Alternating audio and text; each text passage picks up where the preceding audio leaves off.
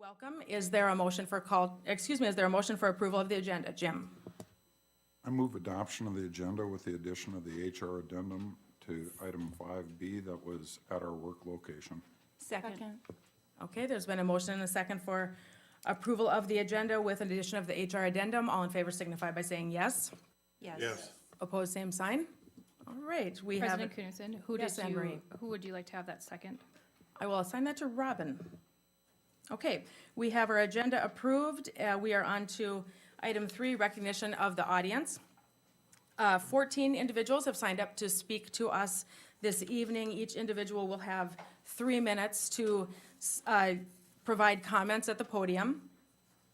And here is the official comment that I need to read at this time. At this time, the board will hear comments from the public. We ask that each speaker who has signed up to address the board state their name and address for the record. Speakers must refrain from using this forum to criticize or complain about a specific employee or a student by name. Vulgar or profane language will not be tolerated.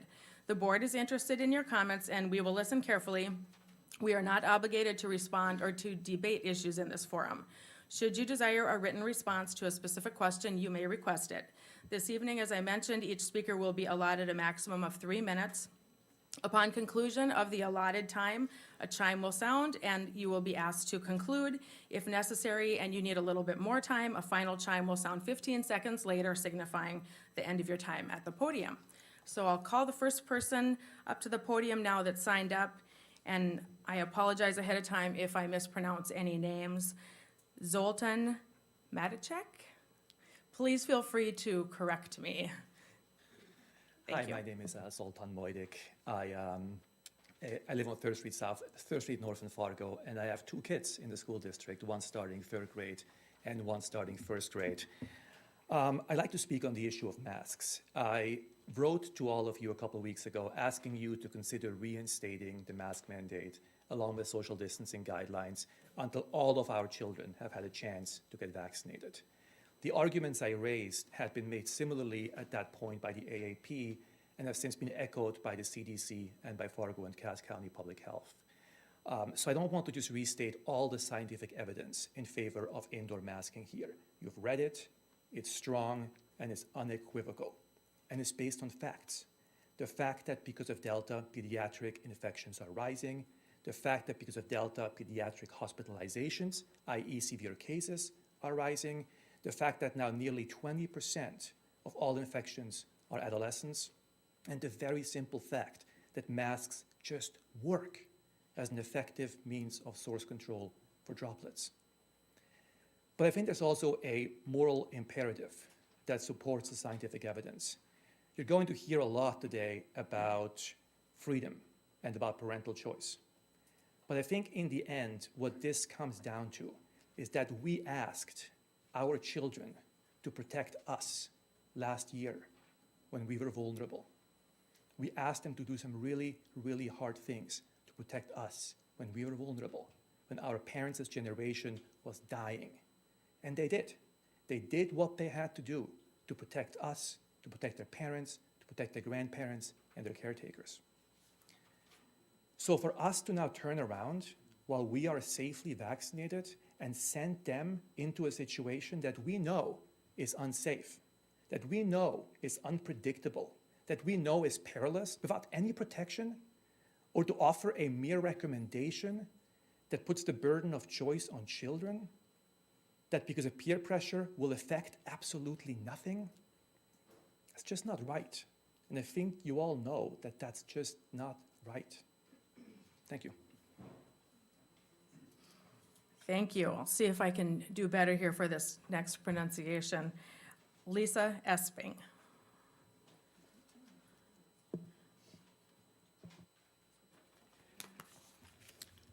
Hi, my name is Lisa Esping. I live at 6319 14th Street North in Fargo. Mental health. Has this been considered when talking about implementing a mask requirement for our students? What are the rates of anxiety and depression among young children? What are the rates of children that now need counseling due to wearing masks? How is your own mental health when you cannot see a smile for days, stuck in classrooms all day without seeing a smile? How sad. Last year, we struggled with my daughter going to school. some days even forcing her to go to school. This was very unlike her, as she is a bubbly girl who is always smiling. She loves her teachers and her friends. We could not wait until the end of the year to give her a break from masks. After weekly counseling for almost 3 months now, she is in a great place. We have made huge strides. Shout out to her counselor. She is so excited to go to school again. I am really hoping not to end up back where we came from her due to having to wear a mask again. I seem to hear a lot of kids are resilient talk when changes are made concerning our students. But why? Why is this the excuse of so many things in our district? It is normal for students to see chairs thrown, windows broken, verbal outbursts, mask wearing, but it's okay because they're resilient. They'll get through it. But when do we, as the parents and as a district, put a stop to it? These are things they shouldn't need to be resilient to.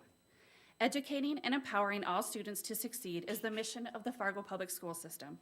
Educating. If we can't educate effectively with masks on, then I would ask, what is the purpose of school? Please let us, as the parents and guardians of our children, make the choice of whether or not to mask our children so we can advocate for their mental health. Thank you for your time. Thank you. The third person to sign up is also an Esping. Is it Ellison? Ellison. Ellison, all right. We Welcome. got a little stage fright, so I'm going to read her speech for her. That's great, thank you. Hi, my name is Ellison. I will be in 3rd grade this year. Last year was really hard for me. Many mornings I had tummy aches before going to school, and I didn't really want to go. Wearing masks made this worse, as I felt very anxious when I wore one. Not being able to breathe in fresh air or not being able to see friends and teachers' smiles and the look on their faces is what I didn't like about wearing a mask. I've been working really hard with a counselor to help with my anxiety, and this summer has been so much better. I am afraid if we have to wear masks this school year, I will go back to where I started from. Because for me, it's really hard to learn anything at school with masks on. And isn't that why we are at school in the first place? Please listen to my voice and let my classmates and I have the choice whether or not to wear a mask. Thank you for sharing that, and thank you for being here. Cassie Schmidt?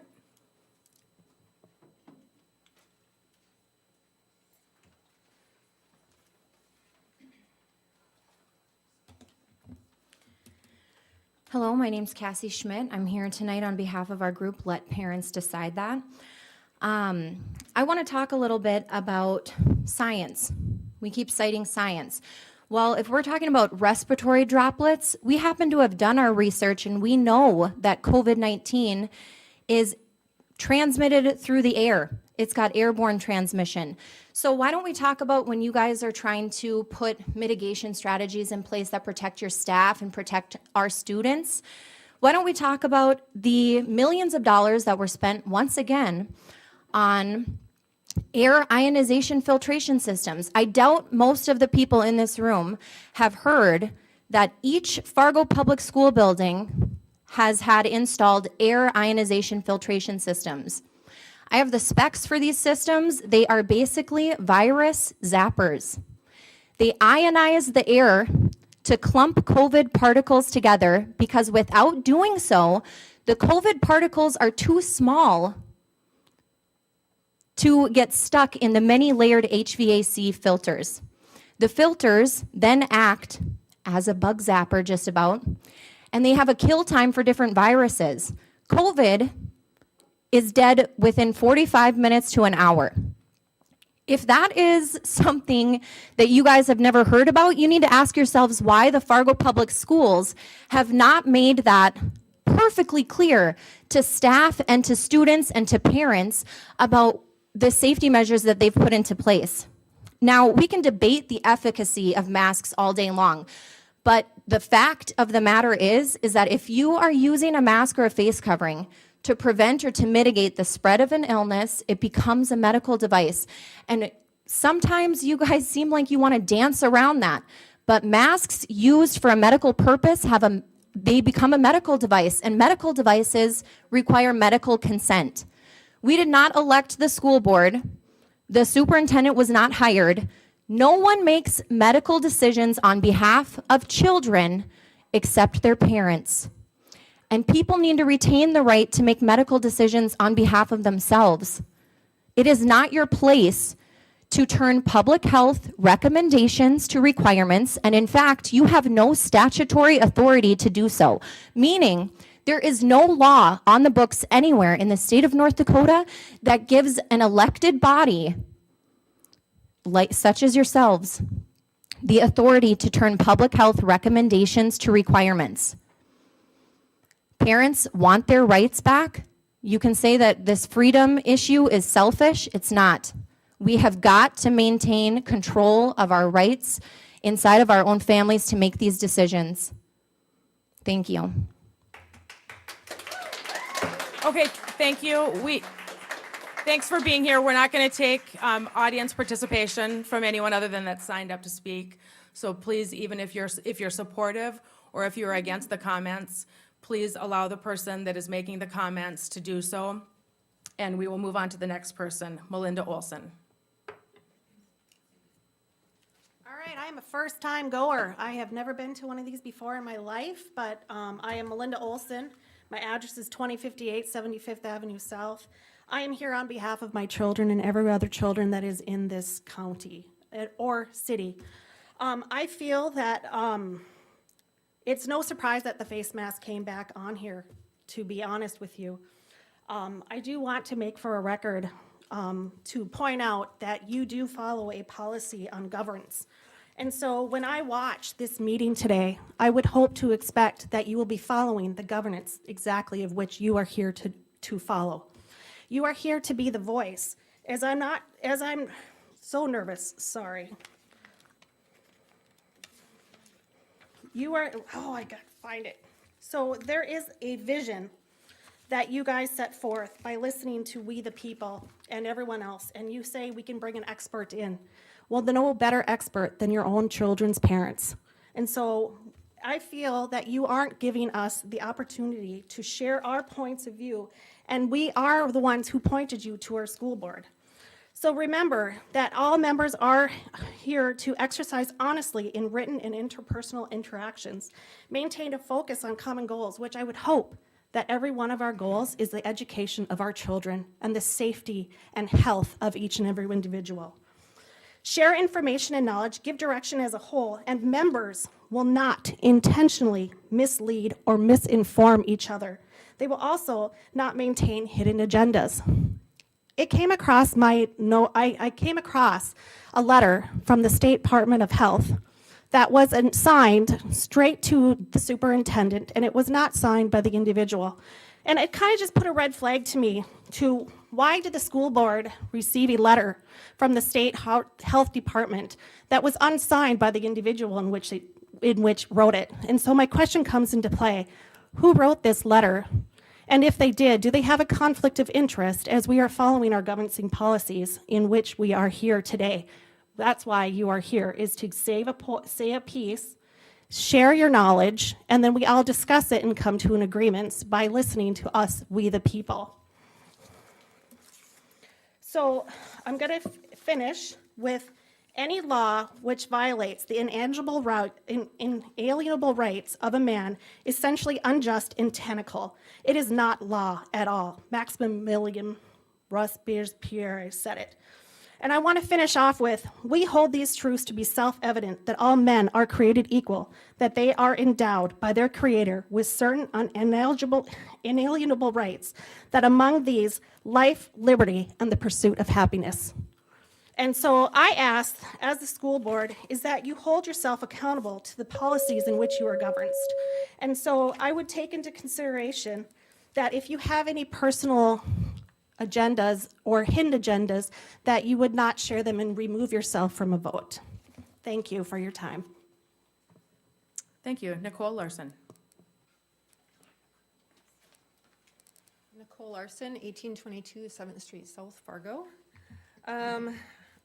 I spoke a few times last spring, and I'm not surprised that we're back here, but I kind of am.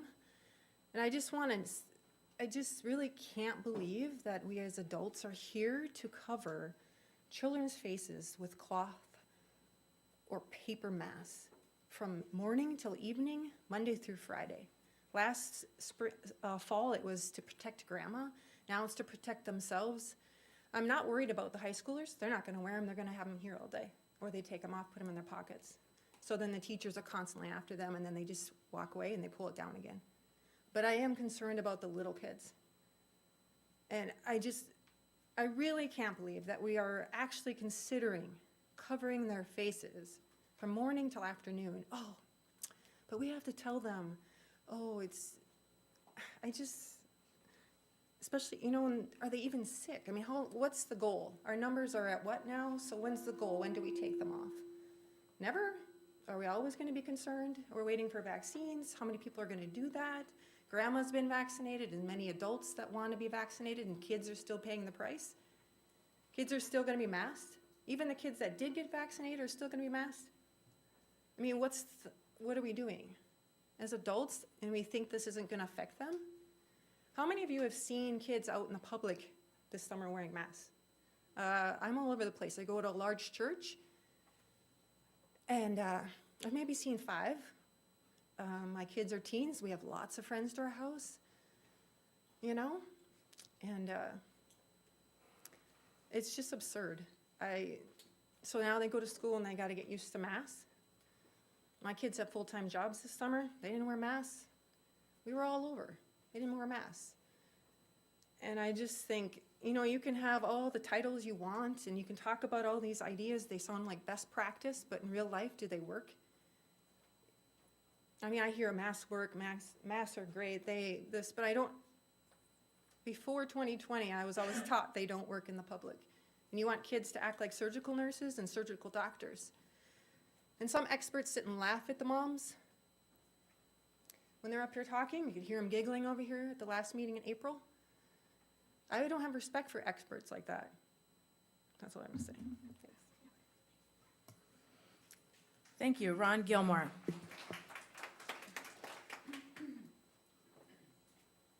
Hi, my name's Ron Gilmore. I live in South Fargo. I'm here to talk about science, not feelings, not anything else. If you guys want to base your decision on the science of whether or not masks are a good mitigation tool, all you have to do is go and look at the March 15th CDC report. The first 100 days of a mask mandate versus non-mask mandated areas, there was a 1.5% difference in infection rates. That's published, peer-reviewed, everything. Masks work to trap a droplet, but a mask also is a porous filter. If you understand the process of osmosis, breathing in, breathing out breaks that droplet down. If you take a look, Stanford did a study, also released in March, on the effectiveness of masks. After 30 minutes of continuous wear, 75% of its efficiency had decreased. By the time it was saturated, which is about 2 hours for most kids, it now becomes an incubator for aerosols. University of California, Los Angeles, Harvard, and I think it's Cambridge over in the UK, have done studies on the transmission. And depending on how they classify the people that have gotten sick, 70% of all infections to 95%, depending on the methodology, is from airborne transmission. When you hear community spread, that's airborne transmission. Person was on a bus back in April of 2000, became ill. He sat in one spot, was on that bus, didn't move around. 35 of the 60 passengers on that bus came down with COVID. He was the source. He was asymptomatic, but he started at the time, and he started to feel ill by the end of the trip. So when you guys are talking about masks, you're talking about a 1% period or protection period instead of thinking about the other mental health effects. Also, the fact that these masks aren't worn properly by these kids, they're on and off, on and off. An efficiency worn mask, level 3 and above, medical mask is the only real protection. Otherwise, masks are ineffective. Thank you. Thank you. Chris Lundberg? Chris Lundberg, I live in South Fargo. Last year, my son, happy 9-year-old kid, running around, comes home just depressed, horrible feeling, doesn't want to do anything. My daughter this year going into kindergarten was all happy, heard about possibility of mask. She absolutely wants to refuse to go to school. My son loved school before this garbage hit. He doesn't want to wear them. He does heck of a time trying to learn. My daughter now, like I said, excited, doesn't want to go. How many parents do we have to watch and see have their parents come home miserable? We're their parents. It's my job to protect them, my job to keep them safe, my job to do what's right for them. That's my decision, not yours. Everyone thinks masks works, masks don't work. You see people shaking their heads behind me. It doesn't matter. It's on you. You think they work, you wear them, your kid wears them. I don't think they work. I'm not wearing them. I haven't worn them. My kids haven't worn them. I'm a parent. That's my choice. Nobody else's, no one up here, no one behind me, nobody. Don't tell my kids what to do. I'm their parent. It's my job to protect them, not yours. Faith Dixon? Okay, Faith Dixon is next. And again, if everyone could please respect the time that we have here for public comment and honor those that have signed up to speak. And again, whether you agree or disagree, feel free to hold your applause. Thank you. Welcome, Faith. Good evening, school board, and thank you. I am standing in support of this recommendation to wear a mask. We trust the doctors to deliver our children. You take your children to the doctor when they're sick, but you don't want to trust the doctors when they clearly are stating that masks will slow down the spread of this disease. I really hope this board will do what is right for our children and teachers, as this is their lives that will be affected, not the feelings or opinions of others. Let's be concerned about our children's health and the sources such as the health department, doctors that are in this room, and the CDC. Let's do right. Somebody said take the feelings out of it. You're absolutely right. It's shown. It's spreading all over. I don't want to see it happen again. I have a business. I have children. And I don't want to see them in a hospital connected to some tubes because we want to listen to those that don't know the truth. I haven't went to school in the medical field, but I trust the doctors. When I'm sick, I go to the doctor. So I'm trusting them, just as we're trusting you all to do what is right for these children. We don't have the handbook or the playbook to be a great parent, but we can say that these people that stand behind us, the ones that have delivered our children, the ones that have delivered most of us in this room, we're going to trust them. And I ask that you can continue to do what is right, and let's follow the science. It will happen. Thank you. I don't have to. Thank you, Faith. Victoria Johnson? And you not either. Go ahead, Victoria. Black Lives Matter. Go ahead, Victoria. It's okay. If we need to, we'll take a break. Thank you. Thank you so much. I'm not here speaking about masks. I am not here speaking for or against, but I want to say you guys have a decision to make. And whatever decision you make, make sure that you're going to make a decision that will protect our children and our teachers. That's the decision you need to make. I want to speak, recently we received an email from the school district giving parents option of online. And this option will be through the North Dakota Center for Distant Learning. That's the same program they used when we first went into online. And they used it for the high school kids. There were so many parents had challenges with that. And there's nobody there to help a student. It's kind of your student is on their own. They're their own teacher. As a parent, you have to be there to help your child. Otherwise, the child falls behind. And there were so many parents that didn't even know their kids were falling behind because that was the option that was offered until Virtual Academy came in. So my thing is that you provide that kind of choices, but yet you don't have our children on special education, IEP, in mind. How are the parents who have children on IEP supposed to choose that option knowing their children will miss those services? By the way, that is required by law you're to provide. So Fargo Public School, you cannot be making a decisions and not have our children with special education and have them in mind when you're making choices and decisions. And our children has always been left behind. You always think about the general education students, and you don't think about the children on a special education.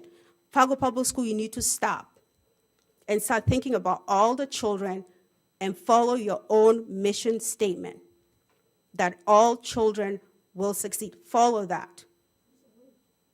And so what I'm asking is that the school district go back and look at that. So if parents choose to have their children online, that the North Dakota Center for Distant Learning is not an option for students on special education. That is what I want you guys to know, that it's not fair for us as parents with children on special education to always feel like we're left behind. We're always left behind. Our children are always left behind. And that needs to stop. Thank you. Thank you, Ron Gall.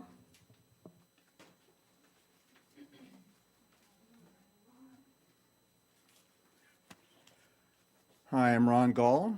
I live at 811 9th Street South, Fargo.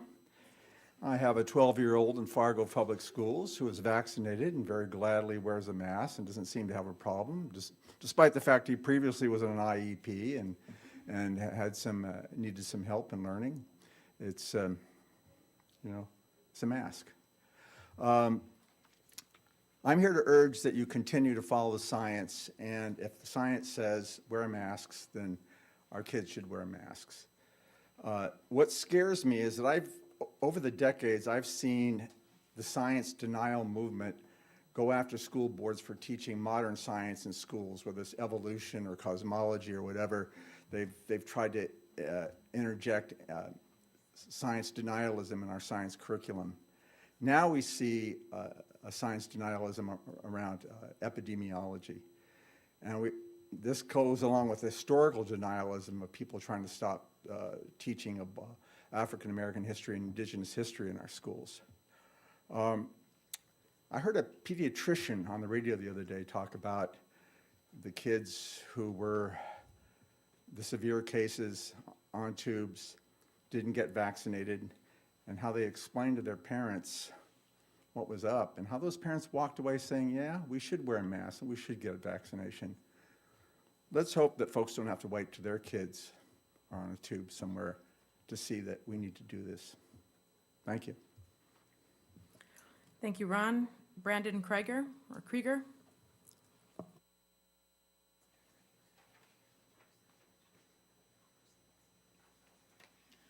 My name is Brandon Krieger. I live in South Fargo. I guess I know I'm the opposite. I'm probably the minority in the audience here today. But you guys are all here and have been elected here for a reason. And I'm just saying, and also last year I did work for Fargo Public School, but I'm here on my own accord. I do trust all of you to make a wise decision. You guys, nothing here has been said that you guys haven't already heard, read about, researched. So I support whatever decision you guys come to. My one thing I like to mention is, and I guess I tell my kids this all the time, better be safe than sorry.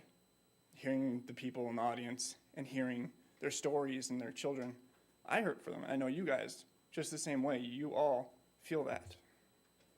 I know you guys feel that. At the same time, we need to make sure we make a wise decision for everyone and provide the support for those students who are having the tough time. Thank you. Thank you, Brandon. Alyssa Motzenbacher, is that correct?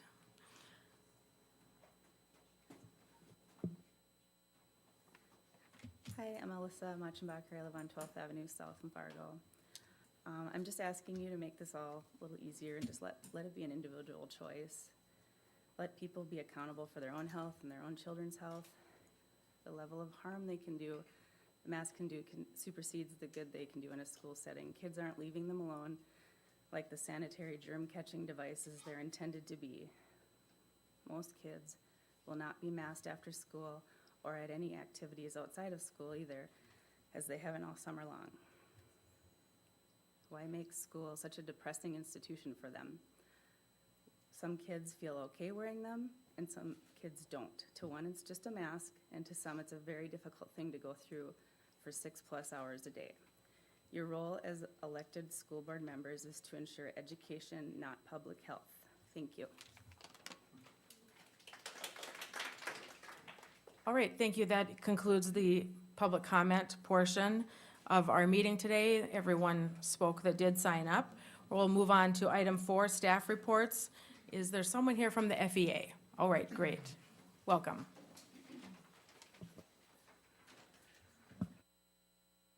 I'll make it quick and easy. My name is Scott Hansen, and we have nothing to report. Well, thank you for being here and hearing the discussion. Dr. Gandhi, Superintendent's report. Sure. To the Board of Education and to the Fargo Education Association, I think I just want to express my gratitude and congratulations on a successful contract negotiation session as well. To both entities, administration has been working to make all of the changes to the contract that were solidified at the end of those negotiations, and that contract went out.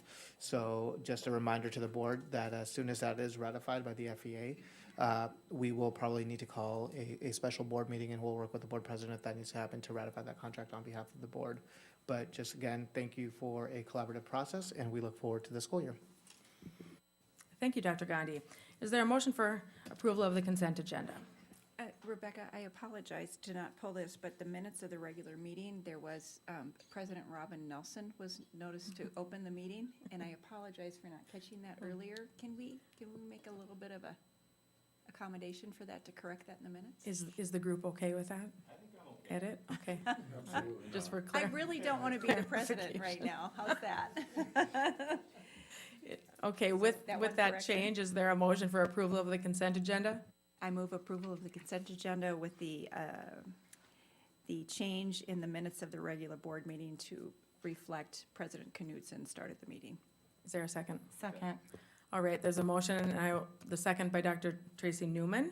All in favor signify by saying yes. Yes. Opposed, same sign. Motion passes. We are going to take a 5-minute break to get organized here a little bit. We have a few people that are going to be joining us on the phone, so I would expect about 5 minutes. We just want to make sure that we have time for them to get on the phone.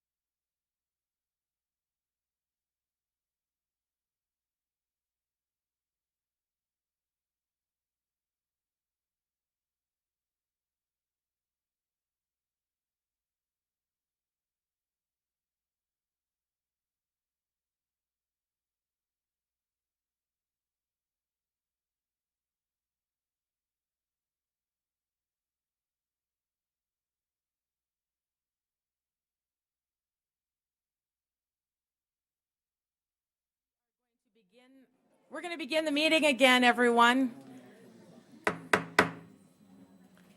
It's 6:10 PM. We're going to get the meeting going again, moving into the business section of the agenda. There are 3 people that were planning to join us on the phone, so I just want to confirm who is on the phone. Could you please announce yourself? Desi Fleming is on. Okay, we have Desi on the phone. Next. Stephen McDonough. Thank you, Stephen. Brenton Niesemeyer. Okay, Brenton, thank you. Those are the 3 we were planning to have join us. So we are ready to go. The first item under the business section is the 2021-22 school year COVID-19 recommendations, Memo 21. And I will turn it over to Dr. Gandhi at this point. Sure.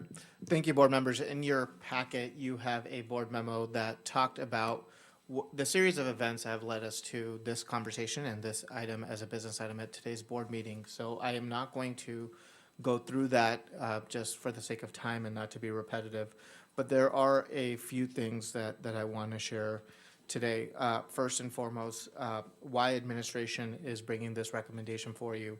Today, this recommendation is obviously a result of Fargo Cast Public Health, who has been advising Fargo Public Schools, echoing this guidance from CDC about universal masking for students and staff as we open this next school year, along with other mitigation strategies that have been outlined in both the letter that is attached to the board memo and the guidance that they have provided us. With that being said, we do have several guests that will be available to answer some questions today. So just want to make sure that I introduce them first. We do have Desi Fleming from Fargo Cast Public Health, Brenton Niesemeyer representing the North Dakota Department of Health, and then we have Dr. Stephen McDonough, Dr. Grant Severson, and Dr. Moriello, all who in their respective roles, and they'll be able to speak to that, also identify and are members of the American Association of Pediatrics. So I just want to thank them for their time and being available today as a resource.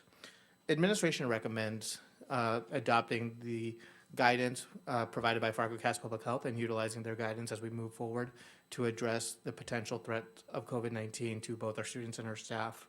I'm not going to talk today about science because I do feel that we have experts in the room that will be able to speak to that and speak further into the recommendations that have been made.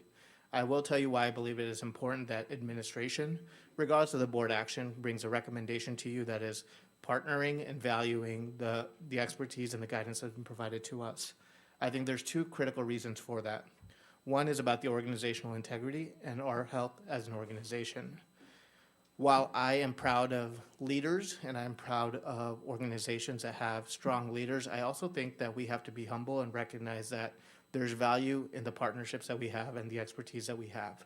If I were asked for my advice by a partnering organization around how to run a school or how to run a district, I would hope, although they have the sole authority to do that, that they would contextualize the advice that I give them, the guidance I gave them in a full scope of things. I think that it is a dangerous precedent for any organization to discard the experience of their partners that they have and the expert advice in a room.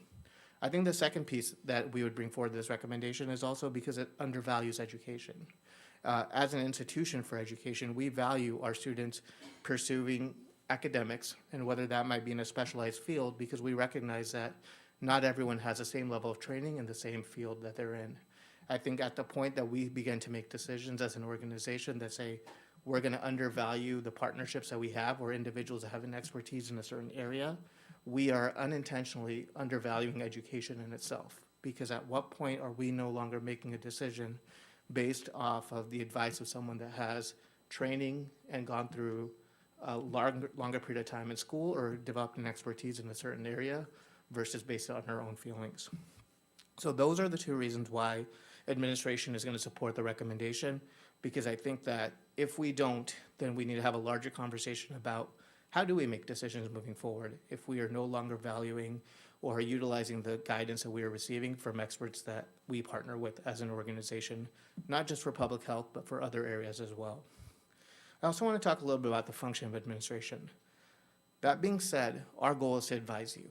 Our goal is to administer the actions of the board as a governing entity and to provide guidance when that guidance is sought after. That's what we are here to do today. If the board decides to make a decision that goes against administrative recommendations, that is fine. We will be there tomorrow. We were going to continue to provide an education for our students. That is what we want to do. However, we also need to make sure that we are bringing everything that we can to the board so the board can make a decision based on with regard to risk, reward, and liability. That is the role of a board, to make those decisions that impact an organization. As an educator, I also don't want to lose this moment, because I think this is an education moment for our students, our community, because there is a lesson in civics here today too. There is no question that as a board, you have to make a very difficult decision today. I hope that we can all agree that although we may disagree on our positions or our feelings, we have a common goal, and that is keeping our students in school and providing a high-quality education. So for our students that may be watching today, for the message that we send our community, I hope that we can continue to have this discourse in a civil manner with respect to differing opinions, but also use this as an opportunity for education. That education might say that sometimes we have to make an unpopular decision, regardless of what it is, because there isn't 100% consensus here today. One decision might make you the only school district in North Dakota implementing a mitigation strategy. That's the truth. Another decision might make a lot of individuals that have nothing but the best interests of their students and their own child in mind feel that their voice is unheard. That is also the truth. It is a very difficult discussion and decision that you need to make. There's also a potential lesson here based on your actions about sometimes we need to make individual sacrifices for the common good. Whatever the decision is overall, I think there's an opportunity for education today, and I hope that through the civil discourse and through the meaningful conversation that you have today, we can exemplify that for our students and our staff. Because of that, I'm going to make several requests to the board today as you approach this topic. First is communicate your why. You are a governing entity for 3,600 employees and several families that represent 11,300 students. Whatever discussion is made today, you have governance policies that dictate how you move forward as a board afterwards, but it's important to communicate your why so your stakeholders and your patrons know why did you make the decisions that you did. Secondly, I'm going to ask that you don't limit the conversations today to masks. If you look at the recommendations provided from Fargo Cass Public Health, this is not just about masks. Mask is one layer of several mitigation strategies. The impact for schools are significant. Whether or not we implement masks as a mitigation strategies, there are several side impacts that we need to discuss today. Most importantly, one is exclusionary rules that are recommended by Fargo Cass Public Health. Those exclusionary rules talk about which students would need to quarantine after exposure. There's a mask-to-mask exemption. If you allow, or if you do make a motion not to allow masks in our schools, but we continue to follow all of those other mitigation strategies and the exclusionary rules, then that might put the district in a situation where we have a large amount of students constantly being quarantined or asked to isolate because they were part of an unmasked exposure. So those conversations need to go hand in hand, and I would hope that you don't limit the conversation just to mask. The other impact that we're gonna have is the conversation around contact tracing, and then also vaccination requirements. The guidance may change. Local school districts around surrounding school districts have adopted plans that also take a look at exemptions and exclusionary practices based on students' ability to be vaccinated or whether or not students are vaccinated or not. I hope that that's part of the conversation today, because we may put the district in a situation where if we're trying to follow the guidance that we're given, we may have to ask some students to show us their vaccination status to determine whether or not they need to be isolated or they need a quarantine. If that's not something that the board wants us to do, then we need to know that. And that's why these conversations can't be done in silos based on one individual mitigation strategy. The last thing is that, again, it's not just about masks, but the recommendation coming from Fargo Cass Public Health includes several other components, including screening, testing, ventilation, proper hand washing, and respiratory etiquette as well. Those are all things that as a district, until we are directed otherwise or told otherwise by the Board of Education, we plan on implementing those mitigation strategies and using those layers to address this public health crisis to the best of our ability. And then lastly, based on the board decision today, administration is going to need guidance on decisions moving forward, specifically authority and timelines. If the decision today is for not to follow the guidance by our expert partnering organizations, then how do we as an organization know moving forward what to do when things change? Last year, we had a built-in system with the COVID-19 committee. We worked with Fargo Cass Public Health. There were times where Fargo Cass Public Health made recommendations that were not aligned with the CDC. Currently, they are making a recommendation that is. 2 weeks from now, 3 weeks from now, if things change, but our board is no longer saying we're going to follow the recommendations from Fargo Cass Public Health, please provide that guidance to administration on what are we supposed to do. Are we supposed to wait till every other board meeting to talk about the changes that we are receiving? Are we supposed to make decisions unilaterally? How do you want us to approach those situations? And that conversation is critical for us to know as well. Before I conclude, I want to just express my gratitude to our staff at Fargo Public Schools. Regardless of the decision that's made today, it's going to be a lot of work for all of our staff.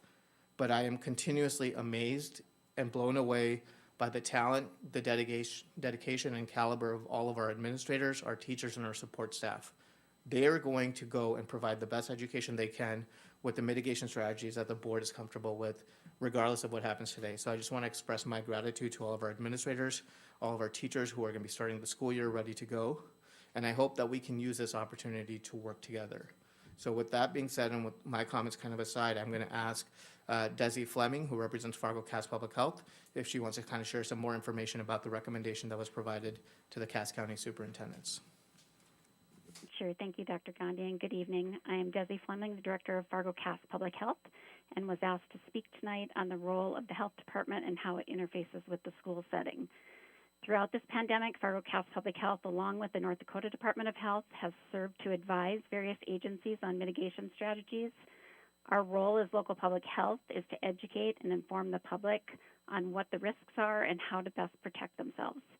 We rely on expertise from the local, state, and federal levels to make informed recommendations in the best interest of our community.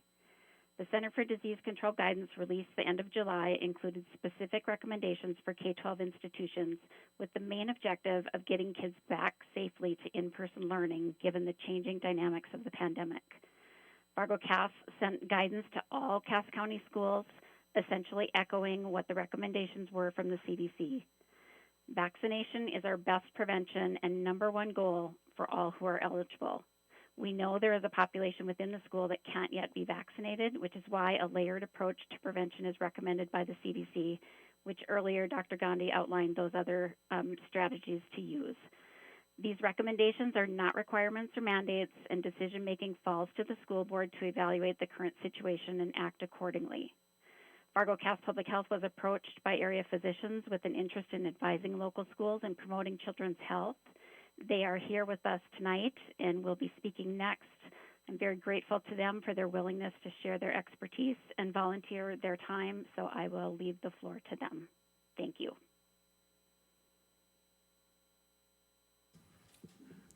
I believe next we have Dr. Stephen McDonough.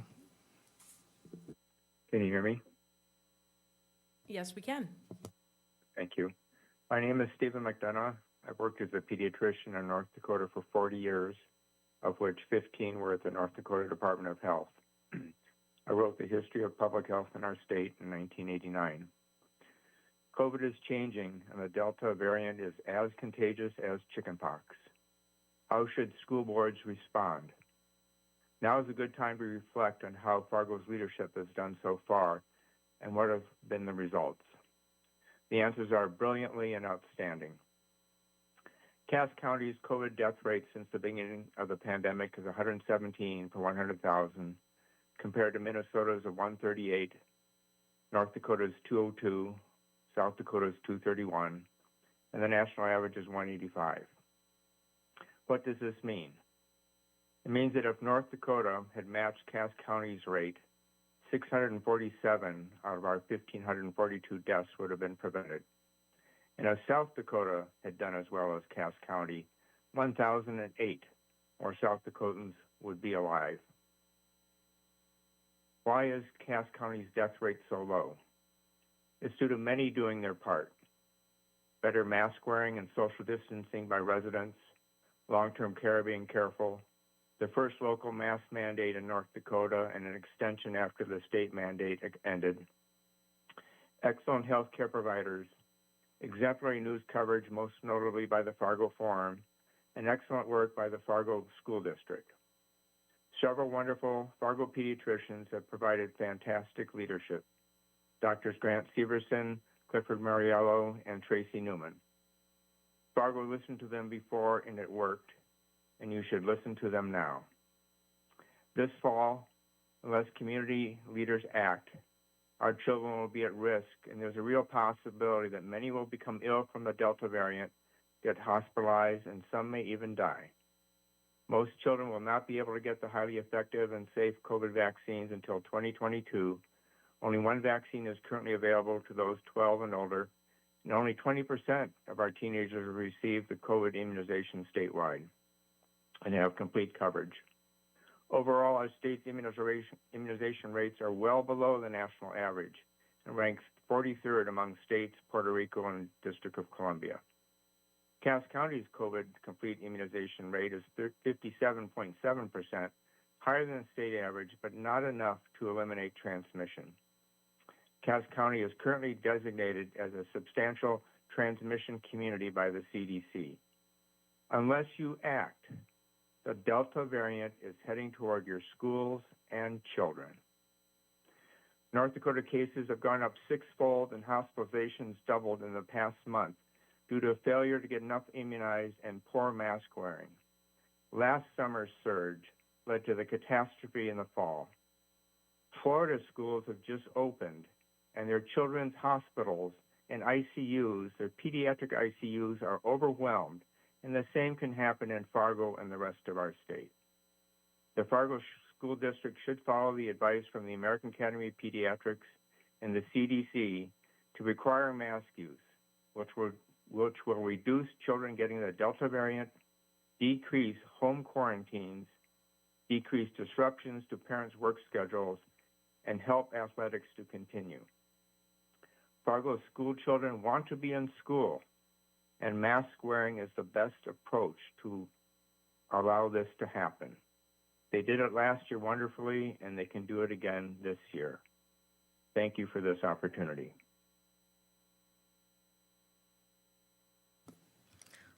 Thank you. Brenton, are you preparing comments this evening? If not, I just wanted to double check.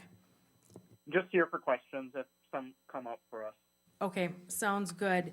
And Dr. Grant Severson and Dr. Clifton Moriello, do either of you choose to make comments at this point? If you do, feel free to go to the podium, as your comments would need to be, we need to have your comments made at the microphone.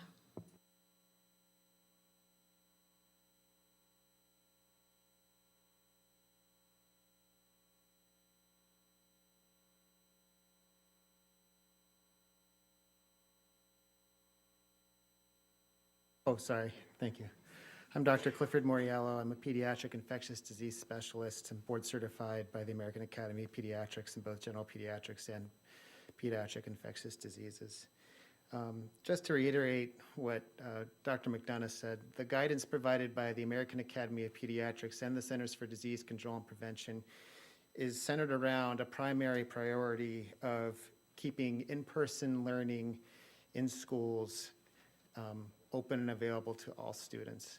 And that's the number one piece that we want to communicate to you here, is that the guidance is meant to keep kids in schools. It's meant to keep schools available to kids, and it's meant to keep as many kids in education as possible at the same time. Masking is the most efficient way right now to accomplish that goal. If we take masking away, we risk having many children out of school and away from learning, and we risk having to have whole classes or schools potentially quarantined.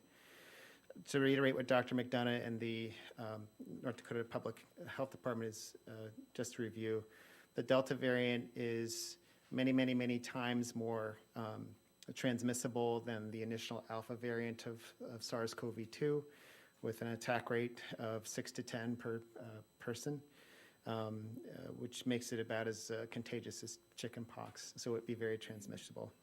It's a serious threat to our community, it's a serious threat to our schools. And there's other ancillary things that go into that, but if we had to pick one thing, one theme to promote to you here is that masking is the best way to keep our schools open this year. Thank you very much.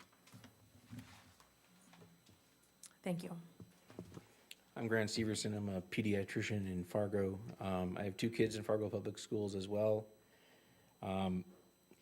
I also am a pediatric rheumatologist, and as part of that job, one of the things I do is I work with kids that have autoimmune diseases and require medications that make them immunosuppressed. And along with other medically fragile children, not masking in schools and having continued background spread in the community are putting those kids at risk as well. One thing I will say from the state of North Dakota, and the superintendent of public schools, as she said yesterday in an interview online, districts are required to create health and safety plans in consultation with local health units. These plans must be reviewed and voted upon by the local school board and published on the district's website. That's the law of the land in North Dakota. As far as the American Academy of Pediatrics, I was able to attend a conference this past weekend where it was a leadership conference, and really the whole thing was talking about COVID. The pandemic has not only affected health, physical health, but also mental health. People have talked about mental health tonight. You know, there's a mental health crisis among children and teens because they haven't been in school. We need to have kids in school. We need to have kids interacting with each other. The AAP recommends universal masking at school at this time for the following reasons. A significant portion of the student population is not eligible for vaccination, protection of unvaccinated students from COVID-19 and to reduce transmission, lack of a system to monitor vaccine status among students, teachers, and staff, potentially difficulty in monitoring and enforcing mask policies, possibility of low vaccination uptake within the surrounding school community, and then continued concerns about the Delta variant.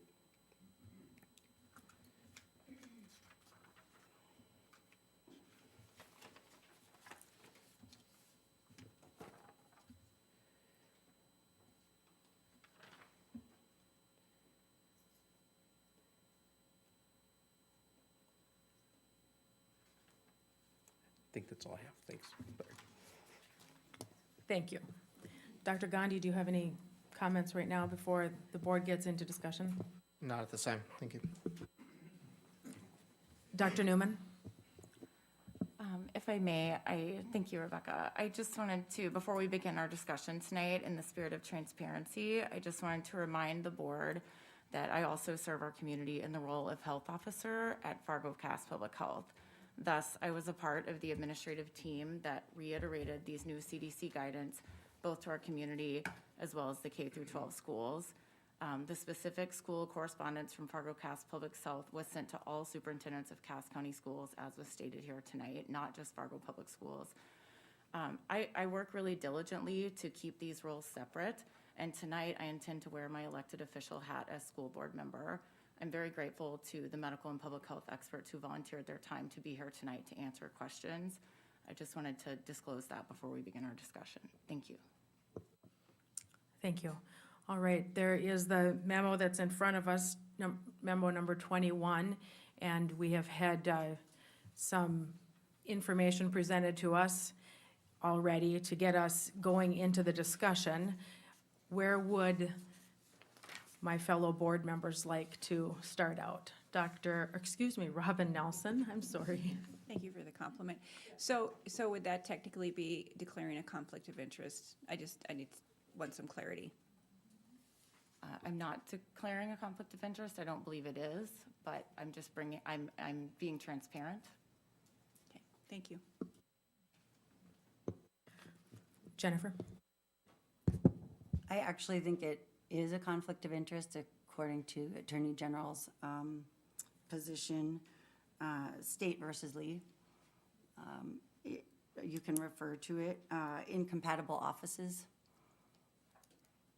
All right, so kind kind of in preparation for and thinking that this discussion might happen for us this evening, I do have GP 11, which is our policy regarding conflict of interest. Anne Marie, thank you for printing it out. I know lots of you you might be carrying this policy with you, but in case you don't, I wanted to provide it to you and give you the opportunity to take a look at it. I also did have a conversation again with the legal counsel at the North Dakota School Boards Association, Amy DeCock. She has consulted us previously regarding issues such as conflict of interest. What I would like to do, and she didn't provide any legal advice to us, she's not our attorney, but provided us with some guidance that I share with the board. And really that is to take a look at the policy that we have. There are two items of state statute, 15-10717 and 440422. Both of those are in North Dakota Century Code outlining conflict of interest. And really it's up to, as Amy mentioned to me, the individual. If the individual seems like or thinks there could be a conflict of interest or wants to make sure that everyone understands the situation, it's up to that individual to disclose it. That's what Tracy did. We all know as board members too that she does have this position with Fargo Cass Public Health. We were made aware of that prior to this meeting. And there are two items, like I said, in GP 11 that pertain to conflict of interest. My suggestion would be, if the board feels like we need to address this, that we address each of these items separately, that the first item that we would address would be pertaining to school district contracts, and then the second item would be a broader one, conflict of interest law. And it is really then up to us to decide if there's a motion, that we would need to do this by motion, because it would require a majority of the board for us to decide if Tracy's able to participate in the dialogue and the voting this evening. So that, again, is up to us to decide, and I would recommend that we take this piece by piece. Robin? I don't think that this applies to school district contracts, because this is not a contract. So I think we can cross the first statute off. I think what we need to discuss is the conflict of interest law. According to Dr. Newman, according to the law, the person who may have a perceived conflict of interest needs to disclose that. And in this case, that member hasn't. So we're kind of stuck. I would say that member has, right, you're saying she hasn't, Dr. Newman hasn't specifically said, I have a conflict of interest. She has informed us that she is with this position. There is also no additional financial interest that Dr. Newman is going to have as a result of the vote that or if we are voting tonight on this business item. There is no pecuniary interest. There could be a perceived conflict of interest, of course, which is completely different than a legal conflict of interest. And so I would think that perhaps where we would be looking would be a perceived conflict of interest. That doesn't mean there is one. That is, again, I believe, for us to really decide, as it says at the bottom of this GP, that the majority of the body would need to then decide if there is that conflict of interest. Dr. Newman has said, has not disclosed a conflict of interest. Robin? And I think that's the trigger. So take that for what it's worth. Will you please explain the difference between serving as a member of Fargo Cass Public Health, because that is part of city charter, as opposed to serving as an employee for Fargo Cass Public Health, because I think it's very important for everybody to be aware that Dr. Newman has backed down from being appointed to Fargo Cass Public Health, because she did feel that was a conflict of interest with her employment. So the next item on the agenda, that will be explained. I just want to make sure that there's a differentiation between the two. Maybe I said what needs to be said. Were you asking Dr. Newman to help answer that, or were you No, looking I for me think that for there's a that? difference, and I think many in the public don't understand the difference between serving on the board and as an employee. And I think it's wise to differentiate. I'm not saying expressing any opinion one way or the other. And we do have, a board member does serve on the Board of Public Health. And so Dr. Newman had been that representative when she began her new position with Public Health.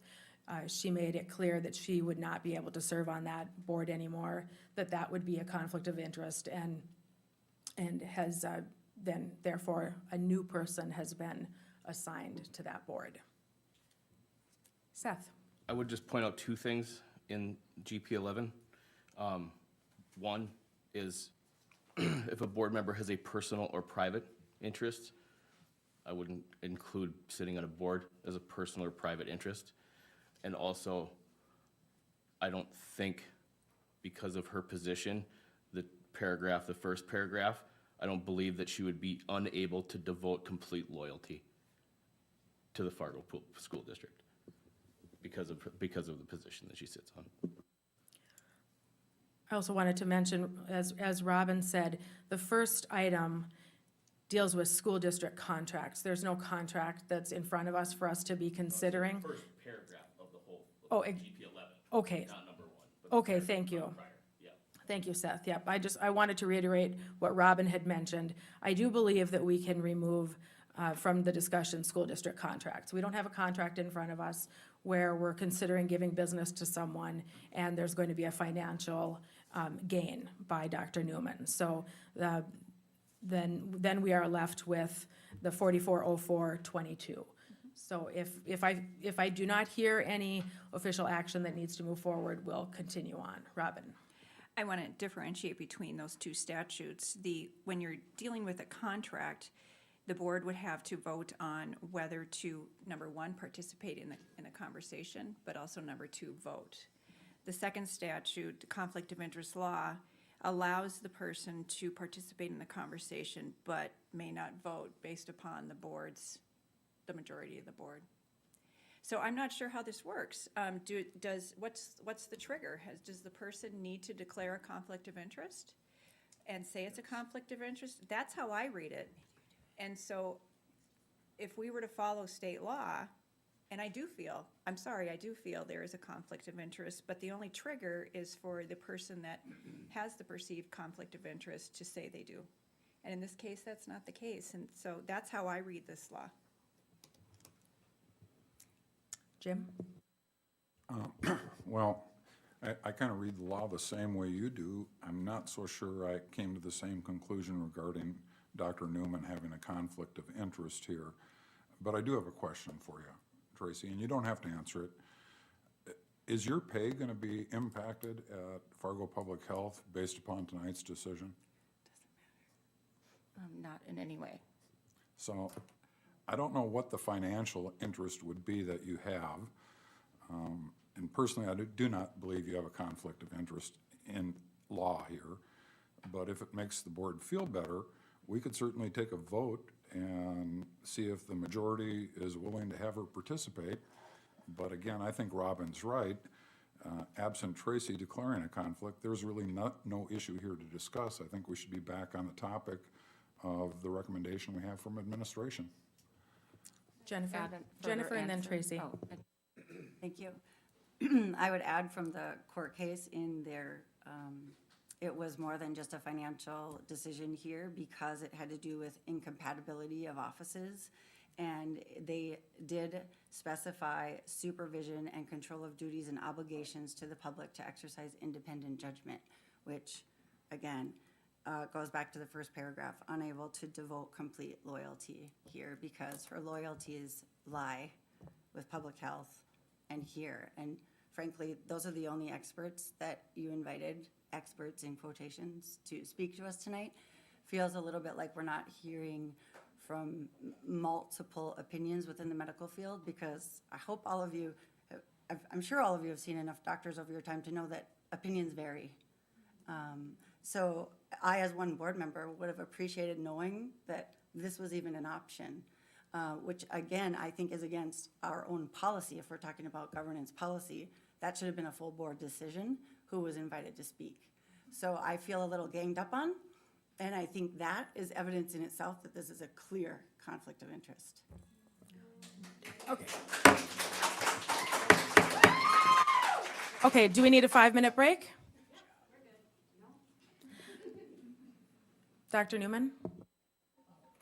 Thank you for the question, Jim. I just wanted to add, I mean, I also served to advise the Fargo School District, you know, in the COVID committee last year as a physician at Sanford, and that never came up that I wear many hats in this community, and as far as loyalty goes, my loyalty is to children. I serve children, and I'm a pediatrician hired by Sanford. I work for Fargo Cass Public Health. I'll work for anybody else who will hire me if I get to serve kids. So I don't see how, no one brought up that it was a conflict of interest then, and I don't know how this new role is seemingly a conflict of interest. I'm not seeing any other hands or any other board members interested in sharing thoughts, and I feel as if we can move on to the next item for discussion. So we'll close this part of the conversation out. All right, where would the board like to take it from here? I'll look to my fellow board members to help us. Brian and then Jim. If we didn't follow this recommendation, what would we do? Brian, is that a question that you're asking administration to help us answer or us to have that dialogue? I think everybody, because that's the dilemma I go in my mind right now is if we didn't follow this recommendation with all of these different things like on page 4, I believe it is, what would we do? And that's where I'm at. Okay, it's like a little bit of an open-ended question, right? We're supposed to get us thinking. Thank you, Jim. If we don't take action on this tonight, we will continue to do the same thing we did today, yesterday, and ever since we shelved the COVID protocols. You know, one of the misnomers in the media today is I think I saw in the newspaper that West Fargo has decided to not have a mask mandate this fall. That's not what they did last night. They chose to take no action on the recommendation. That could change at their next board meeting, or it might not change. So if we don't take action tonight, nothing's going to change until it comes back to a board meeting for action again. I would also assume that if we don't take any action tonight, as Jim said, we continue operating in the way that we are operating. I would look to Dr. Gandhi as our superintendent to, again, bring to us concerns that he has in terms of the health and the safety of the district tied to COVID-19. Robin and then Seth. So our two options are very polarized, and it's either masks or not. And I'm sorry, that's just what the discussion is. And to your point, Rupak, there are some other pieces that we need to talk about here. And I would submit that perhaps we talk about with our elementary students that are not able to be vaccinated yet, which I have in practice at my work at Boys and Girls Club. We keep our elementary age children in cohorts, and they do not mix in large groups or get on the bus without a mask. We've had 0 issues, and I'm not saying that's right or wrong, but that's worked. Would that be a compromise for our elementary age students? Now, keep in mind, some of our 11-year-olds are in middle school, but again, I don't think this is a black and white discussion. I appreciate the other mitigation efforts that are being taken place. I throw that out there. So are there members of administration that would be interested in helping in speaking to that in terms of how something like that might work? Is there anyone on the phone or in the room today, the 2 physicians that spoke with us earlier, that would have any thoughts to help us out. And may I clarify, when the children are in those groups that we use during the day, they are not masked. Only when they are part of a larger group, and that keeps it easier to contact trace for us. Dr. Gandhi? Yeah, I think I would need to dive a little bit deeper, Robin, into what you're suggesting, but ultimately what it comes down to is, are we then creating our own exclusionary practices? Right now, we receive a set of guidances that we follow from our partnering healthcare agencies, whether it's Fargo Cass Public Health or North Dakota Department of Health. The current recommendation says that, along with all the other mitigation strategies, which obviously involves masks, is that if there is a mass-to-mass exposure, students don't need a quarantine. If there is a unmasked to mass exposure, unvaccinated students would need to quarantine at that point. So to your point, whether it's part of the day or are in small groups or larger groups, are you then going to ask us to say, okay, follow those exclusionary practices? Because at that point, anytime that there's an unmasked exposure and the students, if those students haven't had the ability to get vaccinated, we are going to then have to quarantine everyone that's part of that exposure. That could include a cafeteria, that could include a breakfast setting where students are eating in unmasked. And then the other piece of that is, are we then as a school district going to request from parents vaccination records of students to see whether or not they need to isolate or not, even though that is not an immunization requirement that's currently in Century Code? So then I could see that being a further conversation as well. So administration, we need that clear guidance because we don't want to try to follow a piece of a mitigation strategy and then later do something that the board might say, well, that wasn't our intent. We don't want you to go ask parents if their kids are vaccinated or not. But those are all byproducts of what may happen if we are looking at these and piecemealing a solution. Okay, David, I saw that your hand is up. Was there someone else? Sorry, Seth, were you next? Okay, Seth, then David, and Jennifer. I feel like maybe you did answer this question already, but if we take no action, does that take away your ability to mitigate this and to keep our kids in school? So basically, we're just gonna, if we don't do anything, we're just gonna kick the can down the road? Or do you, I mean, this is a recommendation, but is there anything that says that you can't walk away from tonight being like, board doesn't know what they're doing, we need to do this and we're gonna do it? Go ahead, Dr. Gandhi. I would need clarity from the board if no action tonight means that the suspension of the Smart Restart plan stands and we cannot put in any more mitigation strategy, or if no action tonight means this decision falls on administration. If it is the latter, I believe that you should not want a superintendent that ignores their partners, because I just think that's a dangerous precedent for an organization. If you want me to not follow any mitigation strategies, tell me not to follow any mitigation strategies, either through action or inaction, but make that very clear. David. You brought up Smart Restart, and that's what I was going to ask about. Since we stopped the Smart Restart on around June 7th or whatever, kids have been in summer school. We were not doing any contact tracing or anything like that. What happened in cases during summer school where kids did come in contact with somebody who was infected, there was no quarantining or anything, was there? I'm going to ask Mackenzie, our Director of Safety and Emergency Management, or Coordinator, to tell us just kind of the process of what happened over the summer. Yes, could you please do that? Thank you.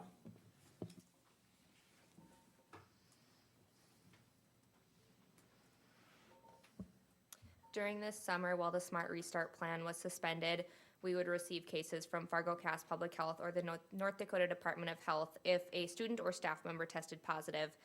From there, I would inform the building principal that that student had tested positive to know that that student wouldn't be in school and how long they would be out, but no further action was taken on those cases because of the suspension of the Smart Restart plan. David, does that answer your question? Partially, because the only person who could not come to school then would be the person who was infected. Correct. There was no contact tracing. Did you see an escalation in the number of cases because of that then, to any degree? I didn't receive many cases this summer until recently, actually. maybe a handful of cases this summer, so I obviously didn't see any escalation. But recently, in the last couple weeks, I've seen more cases coming in with our students. Maybe they're not in summer school, maybe they are. I don't have that information in my hands. But I have received cases from students and staff members within the last couple weeks at a higher rate than I've seen this whole summer.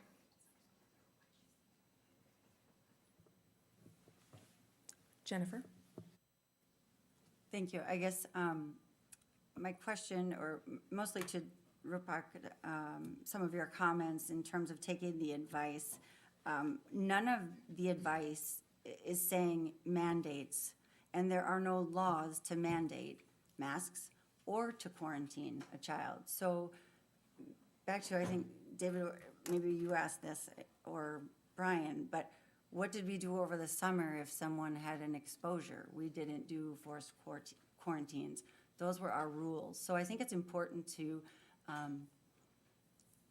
for everyone to understand that it's not a law, it's a recommendation. So like businesses are posting on the outside, right? And then it's up to you to enter, right?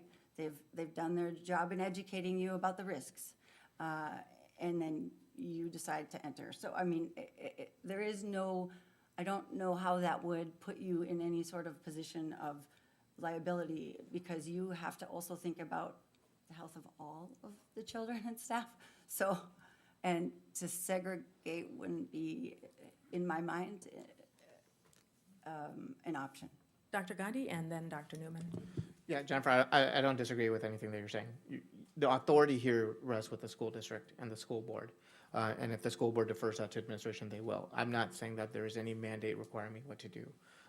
It is my belief that as a leader of the organization, in the role that I play, regardless of my own personal feelings, especially when I interviewed for this job, I said I will celebrate and recognize the partnerships and people's areas of expertise. In this situation, we have always consistently made decisions throughout this pandemic with the guidance on Fargo Cass Public Health. I just think it's a dangerous precedent to allow any district leader of any organization to start making autonomous decisions of which partnering organizations, strategies, or recommendations they want to take. There is no mandates. The authority is solely with the school district, and that is 100% true. You are correct that throughout this summer, we did not contact trace. We did not follow any exclusionary practices. It was we kept some of the mitigation strategies, such as what we're doing with the HVAC systems and other things in place, but we did not follow the exclusionary rules that are now being recommended. So basically, it came down to if you're showing symptoms or you're exposed, then stay at home. If not, you can come to school. Times have changed. Guidance has changed. What we did over the summer in the suspension of the Smart Restart Plan, at that time, administration brought that recommendation because that also came with the support of Fargo Cass Public Health. So at that point, I also didn't feel like we were not following our local healthcare agencies. I feel like we've done that throughout the entire year in working with them. So that's the difference now. The agency on which we rely for a set of expertise to guide the school district has changed their guidance. However, the authority still stays with the school district, and I don't question that by any means. Okay, Dr. Newman, then Robin, and then Brian. That's actually exactly what I was going to say, that things did look different this summer because we were following the guidance from Fargo Cass Public Health and CDC, et cetera, and now it's changed due to the risk of Delta variant and what we're seeing in pediatric patients. So the whole point of this is trying to be upstream and be preventative and guide schools in the best and safest way possible. So it's not really a comparison to make to what we did this summer. The pandemic looked different this summer than it does now. I don't think the mask requirement was ever removed. We Okay, yep. deviated from it. So- Robin, go ahead, and then Brian.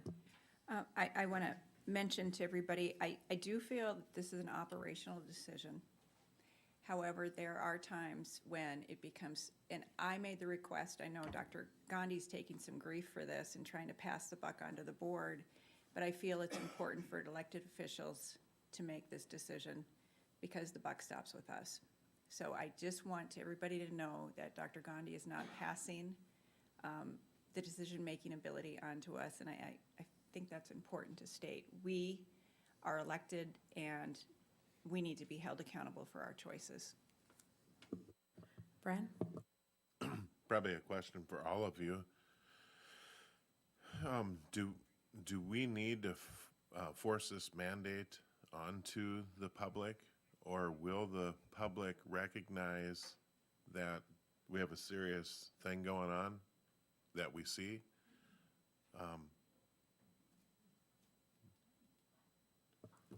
Do we need to force this? Or will the public see that what's going to help is probably vaccinations, as I'm hearing, and slowing the spread with masking? And by us forcing this, I don't know, I'm kind of going back and forth here. Obviously, we all have the same goal in mind here. We don't want this. We don't want our kids to have to wear masks either. But I'll stop. Well, we want our kids in school. Right. We have that in common. I'm thinking of, just to go with your question a little bit, I guess, my thought is, looking back, over the last year, and maybe the public will be different this time. Maybe all of a sudden, more vaccinations will happen, and people will wear masks and take care of all the different mitigation strategies that they can on their own. Sometimes that doesn't happen. I think we saw over the last year that there needed to be, in order for things to get better, that there needed to be some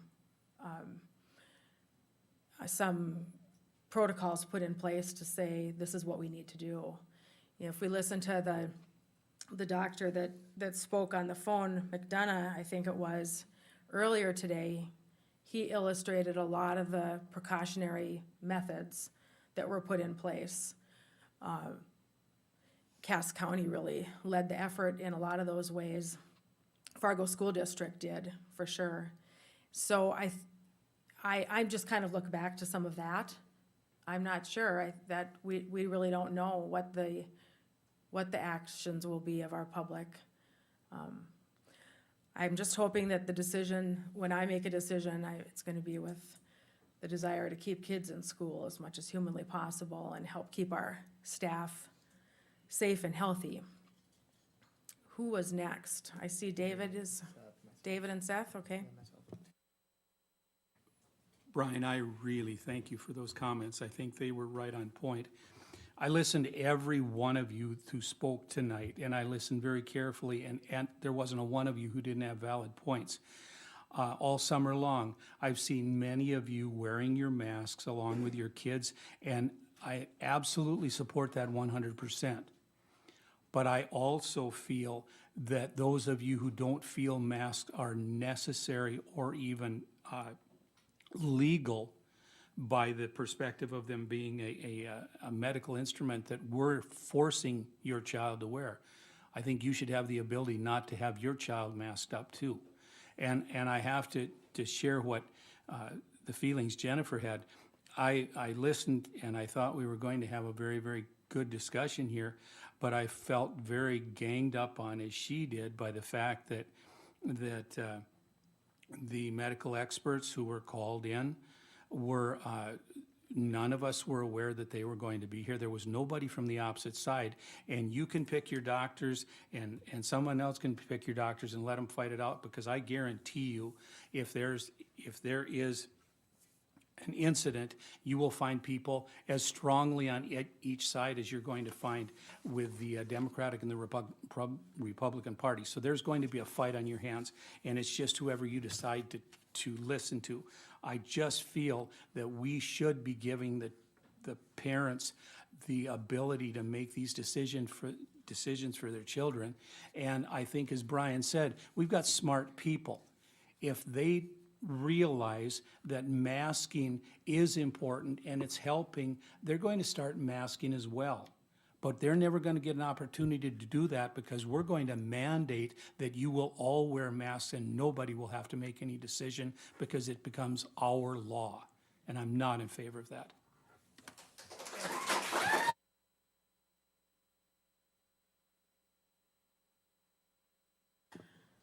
Dr. Newman? I'm sorry, Seth. I appreciate your comments, David. I would say that I'm not seeing anything in this recommendation that says anything about a mask. It doesn't say anything about a mandate. It doesn't say anything about a requirement.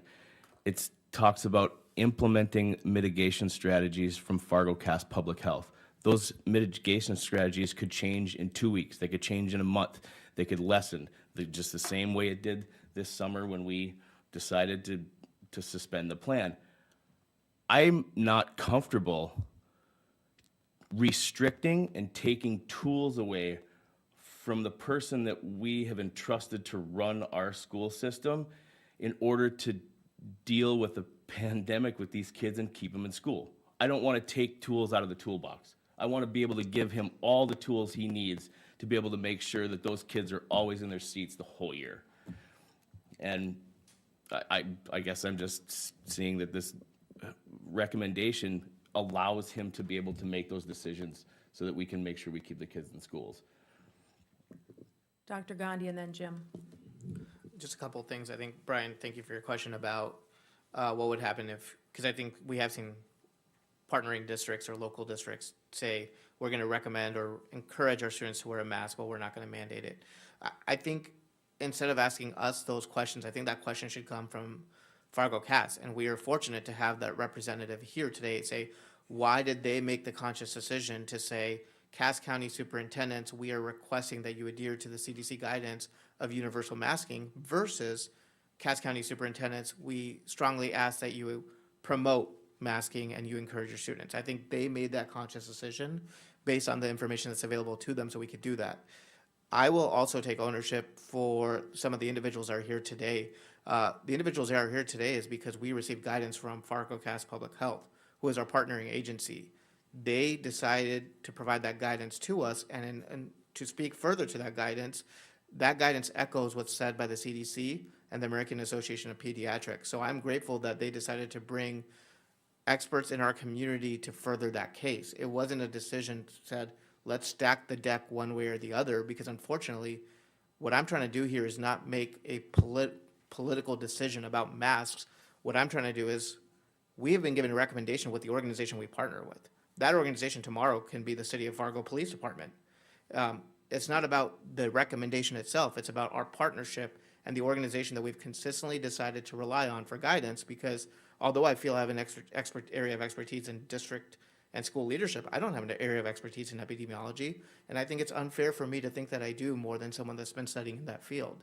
And I think that's the conversation at hand. I also want us to take us back to the overall totality of what we're talking about. It's not just masks, although masks has become the controversial mitigation strategy.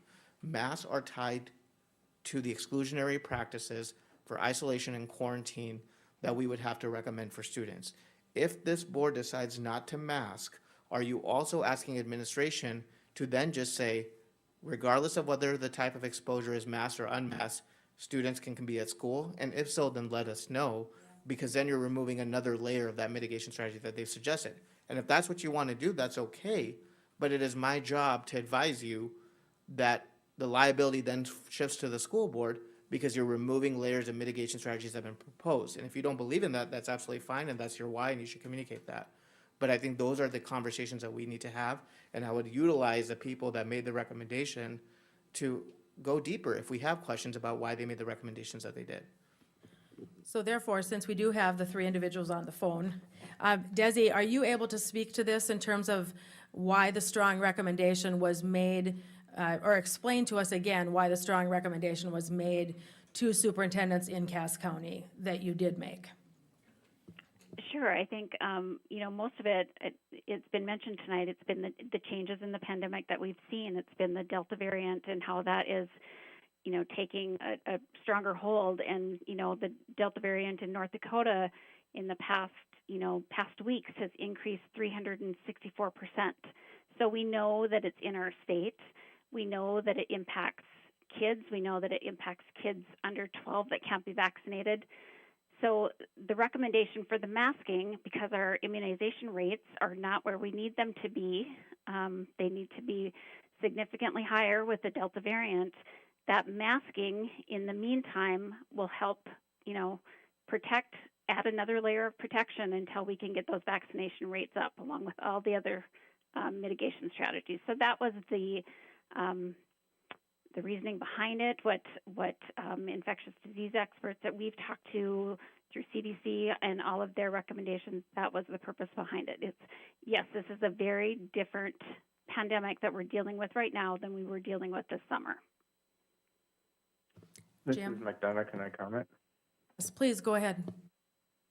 Yeah, I just want to echo that. I mean, if you don't have a mask mandate, you don't require kids having masks in schools. Just look what's going down in Florida and Texas and Louisiana, and that's heading our way.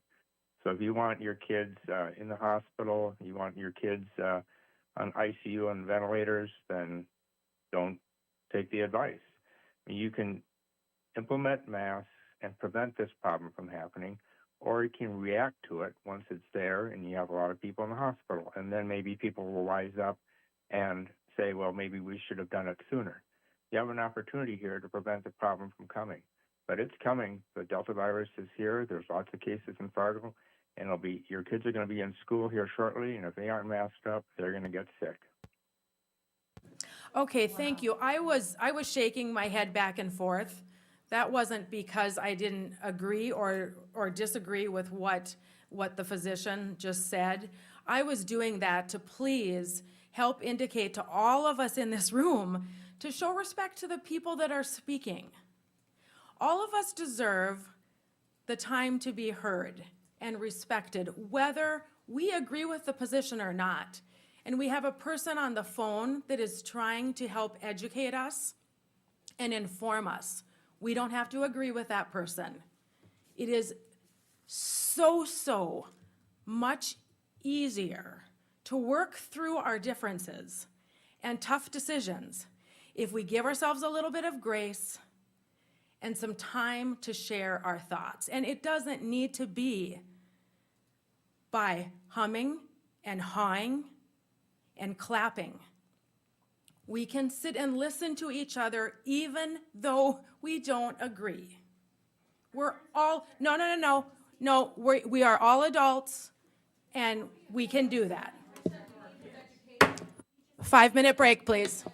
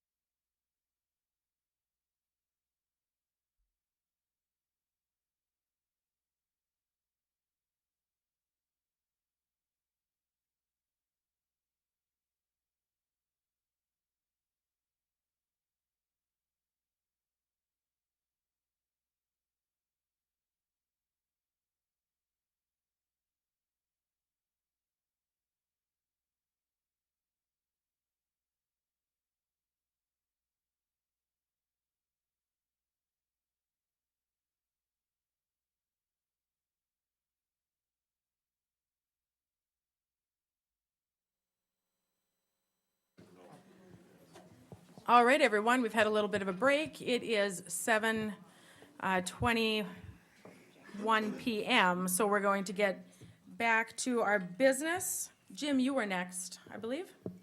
Thank you, Rebecca. Just a couple comments, and then I'm going to make a motion. Anecdotally, I really, much like David, appreciated all the comments today from everybody that shared their thoughts.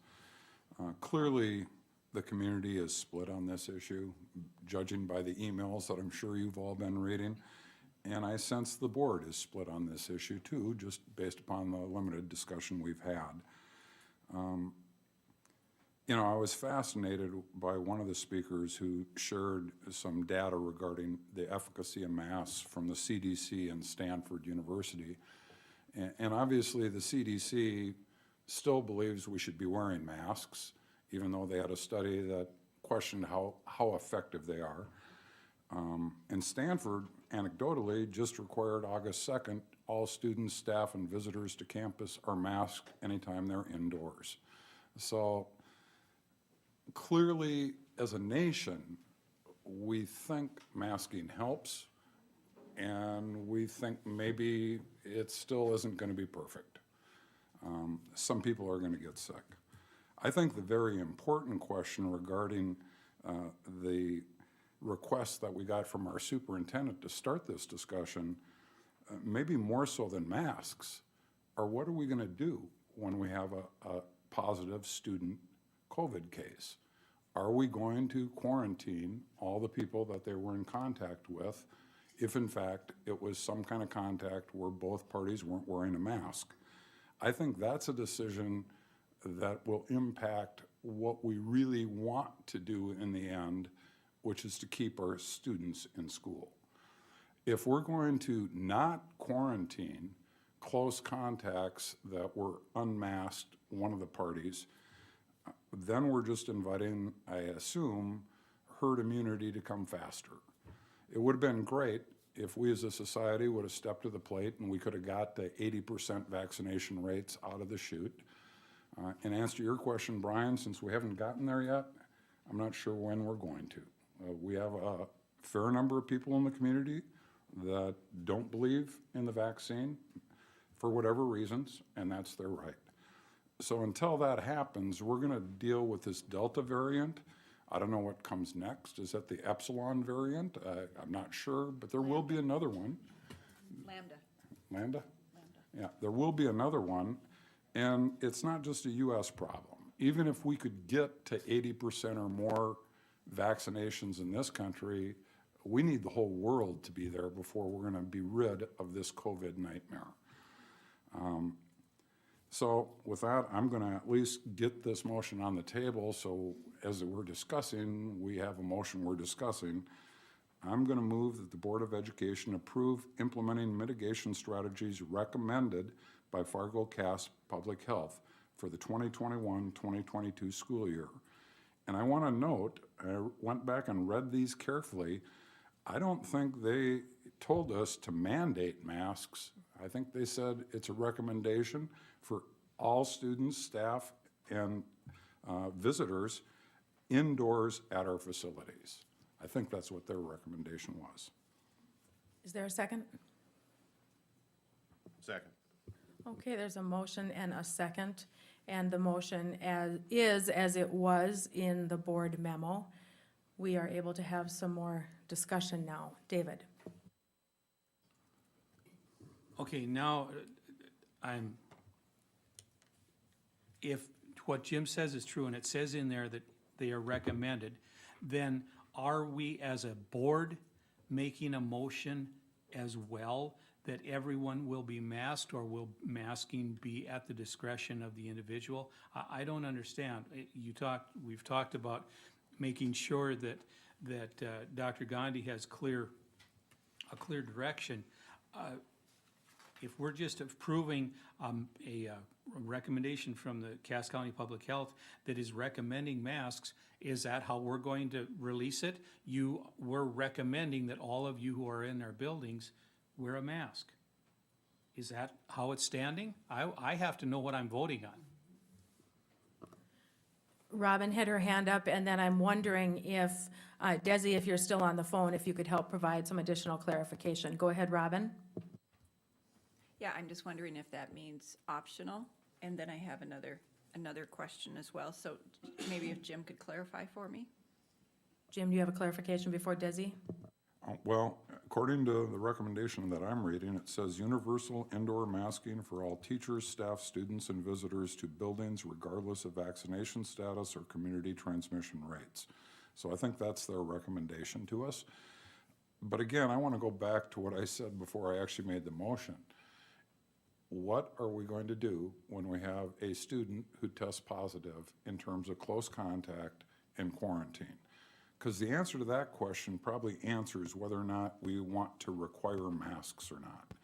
If we are going to allow those students that were exposed to stay in school and then see how many more people get sick, maybe none, maybe the entire building, that's the direction we have to give Dr. Gandhi.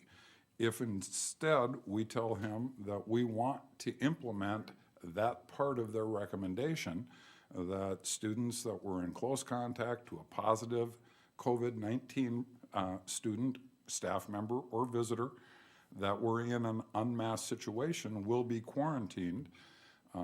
If that's a recommendation that we want to implement, and I personally think that's how we're going to keep the majority of our kids in school, then at least we'll know that if we're not going to require masks, as soon as there's a positive case, we're going to go through the protocol of isolating and having those students stay home until such time as they've been tested and come out with a negative result. So I think that is the bigger question, and it will lead to the answer on whether we want to require masks or just recommend them. May I finish, please? Sure, go ahead. Sorry, Robin. Thank you for that clarification. I think we have a couple neighbors to look at. Moorhead is not requiring masks, but they are contact tracing.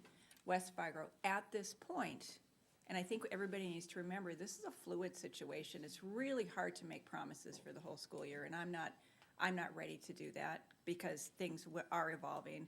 But West Fargo is not requiring masks, nor are they contact tracing. I think we need to consider that, and maybe we can learn from their reasoning. But I would also say, and I said this in May, if really the primary place that our kids are masked are only in school, why are schools the only ones that are addressing this? And that is my personal struggle. Our kids have sacrificed from the beginning of this, and to the credit of one of the speakers, for our elders that were so affected by this. And you know how our elders returned that favor? They got vaccinated. And there are stats anywhere, I've seen 75% and I've seen 90%. And they are doing that. And I really hope our community comes forward to help keep our kids in school. And that was at the bottom of one of these keeping kids safe. Our community needs to help our kids. So I ask our community's help, and I know minds are made up. And I don't think we're going to change anybody's minds here tonight. I think people's minds are made up, whether they want to wear masks, whether they want to get vaccinated.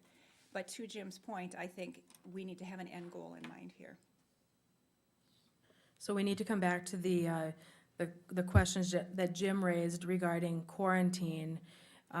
The verbiage from Cass Public Health then, just to confirm, as Jim also was talking about, is recommendations versus requirements, correct? I want to make sure that are we all correct on that? Desi, is this correct? Yeah, I mean, we've always done this with the school. We've given that recommendation, but we also know, and this isn't the only recommendation we have given just to schools. We've obviously put out to the public now that we are recommending masks in indoor spaces where people can't social distance. So it's not just the schools that we're sending that message to. The challenge is going to be getting people to respond to this and to take it seriously. So, and the other thing in the school setting is you have children who are very influenced by their peers. And so someone who may want to wear a mask may not wear a mask because of, they feel that social pressure or something. One of the things we're trying to do, we've been at this for almost 2 years. We've been at, last November when we were at the height of the pandemic and we had to do a lot of catch up. What we're trying to encourage the public to do is to take a preventative approach so we don't end up back where we were before. And many of you are absolutely right. We don't know where this is going. We don't know if the Delta variant cases are going to spike, and then are they going to come back down? Are they going to spike and go really high and overwhelm our healthcare systems? We don't know that. What we're trying to do is follow the best expert advice that we can. And, the CDC may change our county designation, and that may change our recommendations. But for right now, the public is not responding very well to the call for masking. And so I think you need to kind of consider that in your decision as well. And then again, what do you do if you have, there's been schools in the South that have opened up and shut down the whole school within 2 weeks because of, super spreader cases. There are those instances. So you just have to be prepared to know that if you're going to go the recommendation route and not really, push vaccinations or masking, then that may present, other problems down the road where we're in it a little bit deeper than we want to be. I do agree that most of us likely have our decisions made up, board members as well as individuals in the community. Sometimes it takes a tragic or a tragedy to occur, and then a person, changes course. That happens to us with lots of things in our lives. I do want to thank everyone that came here tonight to speak, and everyone that has emailed us over an extended period of time, all the way since, last March, really. Community members that have been involved. And I was looking at email messages that have come into my email box from about June. And I just decided that I would put them, try to categorize them in terms of getting a sense of how people feel. And for a while I was thinking it was about half and half. In fact, I think the forum reported that I said that feedback is probably about 50-50. And when I don't have everything in there because this was at 3:51 today, so just before I was getting ready for as I was getting ready for the meeting. But just so everyone knows, because there have been some questions about surveying and getting, feedback from community members. And so at that point, I counted 130 emails that came into my email box from June until about now at 3:51 p.m. 82 of the individuals that had contacted me, and some probably other board members too, and some of you are here tonight speaking. 82 at that point had said, please follow the guidelines of Cass Public Health. 48 at the time said otherwise. So I wanted to acknowledge that that was the communication that came in to me. I don't know what everyone else has received, but I felt like it was important to share that with you tonight. Dr. Gandhi. I just want to go back to something kind of Robin talked about, because our partnering districts, and I think I said this when we introduced this memo as well.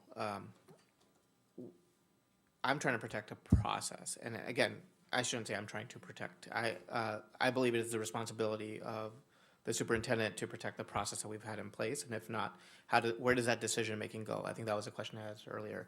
Moorhead's plan that was approved, encouraging staff and students to wear a mask, was supported by their Department of Health. I think that's an important indication. The second piece to that is if you look at Moorhead's plan, there is a component of exclusionary practices that are based on whether or not students are vaccinated. Meaning if they execute that plan as it's written and what's been approved, they are also going to have to seek whether or not students have been vaccinated. Like I said earlier, this can go in a lot of different operational implications. We would need to know that. Are you allowing district to follow the other exclusionary practices if Fargo Cass says, well, if you're not going to do masks, you should find out if your students are vaccinated or not, and then do you want us to require that from our students and our families, or do we want us to go on an honor system? There's a lot of implications to the decisions that have been made, and then how do we make decisions moving forward if we don't have a guiding entity And then does that just come back to the board every 2 weeks for different mitigation strategies? And how are we making those decisions, right? I think those are just components to consider. The second piece is I think we really need to be careful on the semantics here. The authority to make this decision sits with the school district. Whether it's a school board or administration, that falls on this board to decide as well. So Fargo Cass has said, we're recommending that you implement a universal masking strategy regardless of transmission rates and what's happening in the community for all indoor spaces. To me, that is interpreted as you require masks in all of your indoor spaces of students and staff. I do not read that as we recommend that you recommend masks. I think if they wanted us to recommend masks, they would have said that, and maybe if I'm wrong, I would seek for that clarification, but I just want to make sure that if the directive is to follow their guidance, we're very clear on what their guidance is. Desi, do you have anything additional to share to Dr. Gandhi's point? Yeah, he would be correct. So when we make recommendations, we're expecting then that the school will do what we say. Otherwise, you guys wouldn't have anything to do because we would just tell people that they can choose to do what they want to do. So the expectation is when you put a mask strategy into place that everyone who can follow it is following it. All right, thank you. Back to the business of quarantining and how we're feeling there. What is the sense of the board? Brian? Well, I was going to point out to Jim, how I read the motion here is that on page 4 there, that the administration would follow this particular guidance by the Fargo Cass Public Health. Is that correct? Is that how you read it? Yes, and if their guidance were to change, then we would adapt accordingly as well. That's right. That's why administration phrased the motion the way it is. If we are choosing to use Fargo Cass Public Health, our partnering agency, and continue to partner with them and take their guidance, in my opinion, the wording in the motion that was made provides the greatest amount of flexibility as things change. Because as we've learned from at least the last year, we know that there are so many ups and downs and twists and turns.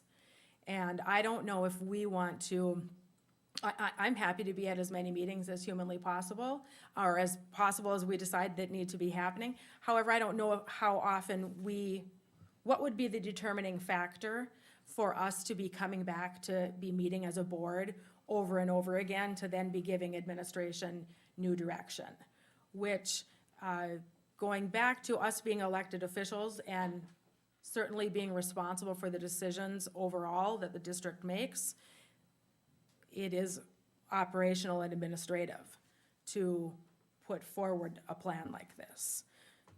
David.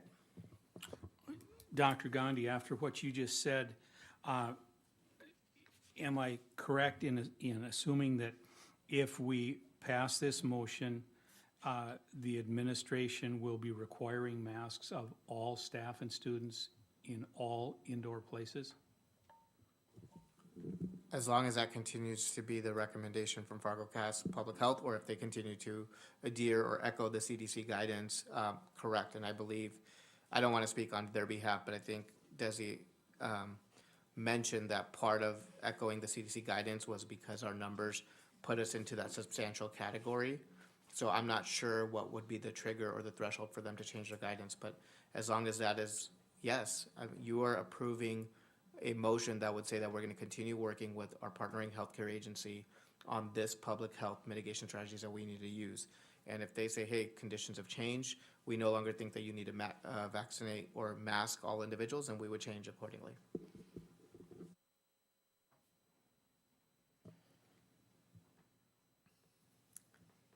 Nikki.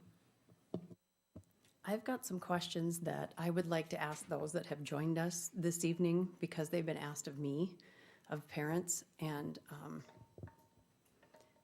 so I guess that would be okay. I'm not quite sure who to ask or how to approach it or who wants to answer it, but I think we need medical professionals who do this for a living to answer these things. Nikki, why don't you go ahead and take a question or ask a question, and then we might see if the individuals in the room are able to respond. And if not, then those on the phone, it's a little bit easier to hear from the individuals right here in the room. Go ahead. Okay. And again, these are questions parents have posed to me, so I just like them out there for discussion so we can hear their responses. So one thing I hear a lot is kids aren't going to get COVID like adults did. Why are we doing this to our kids? Kids can't transmit it. Kids don't get sick. Why are we doing this? What are the numbers? I mean, maybe that's what we need to ask. I don't know if we want to look at Cass County. I don't know if we want to look at North Dakota. I don't know what we want to look at, but do kids really not get this like adults do?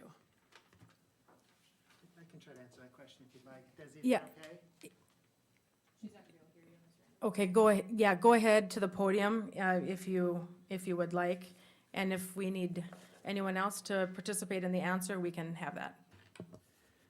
Desi, this is Dr. Moriello. I'm going to try to answer the question. And if you'd like to clarify anything, that'd be fine as well. Is that okay?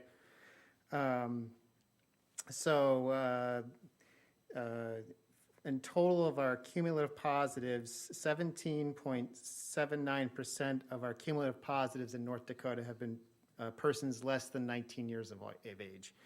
So 17.79% of our total North Dakota cases from the beginning of the pandemic to date have been kids who have been 0 to 18 years of age.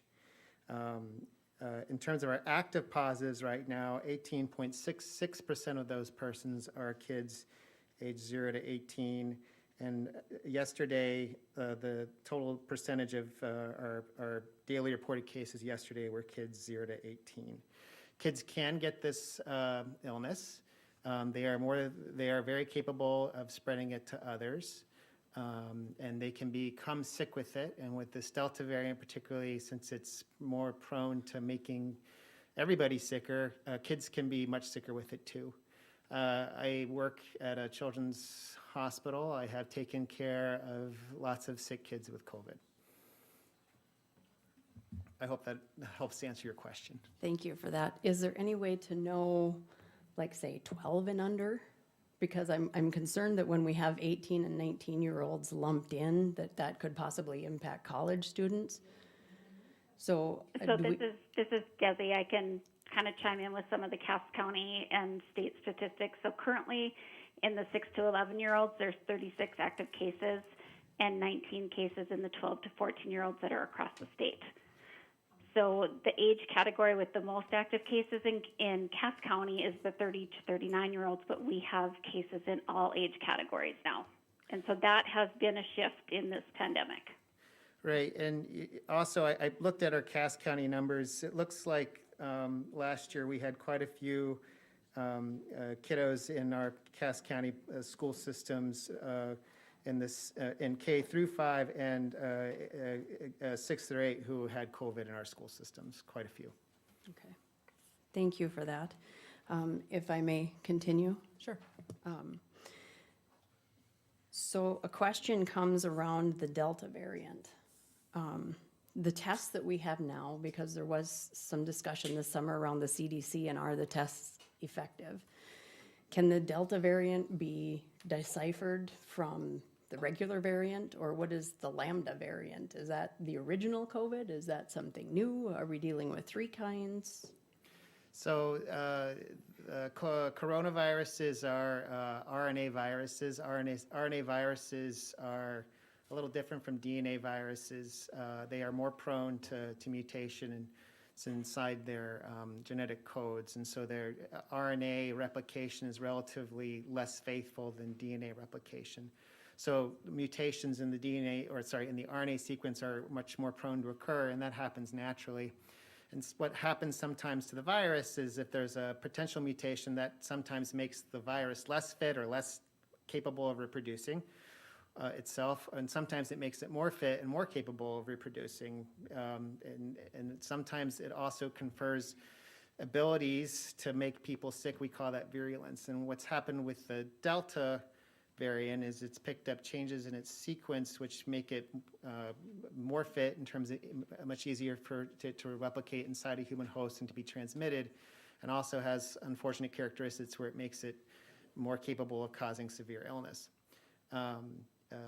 The current coronavirus tests that we use, the molecular assays, do detect a Delta variant, but we can't tell in our, like, for example, in a standard hospital laboratory, we can't say that this coronavirus is a Delta or a different kind of strain.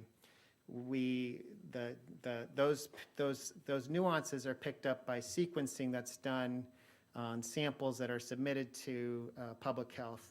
And Desi knows more about how those specimens are selected and chosen for sequencing than I do.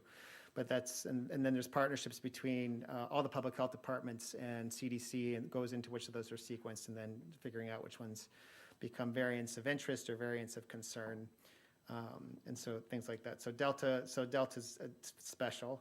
The very first, the first coronavirus, SARS-CoV-2, it's designated, I believe, coronavirus alpha.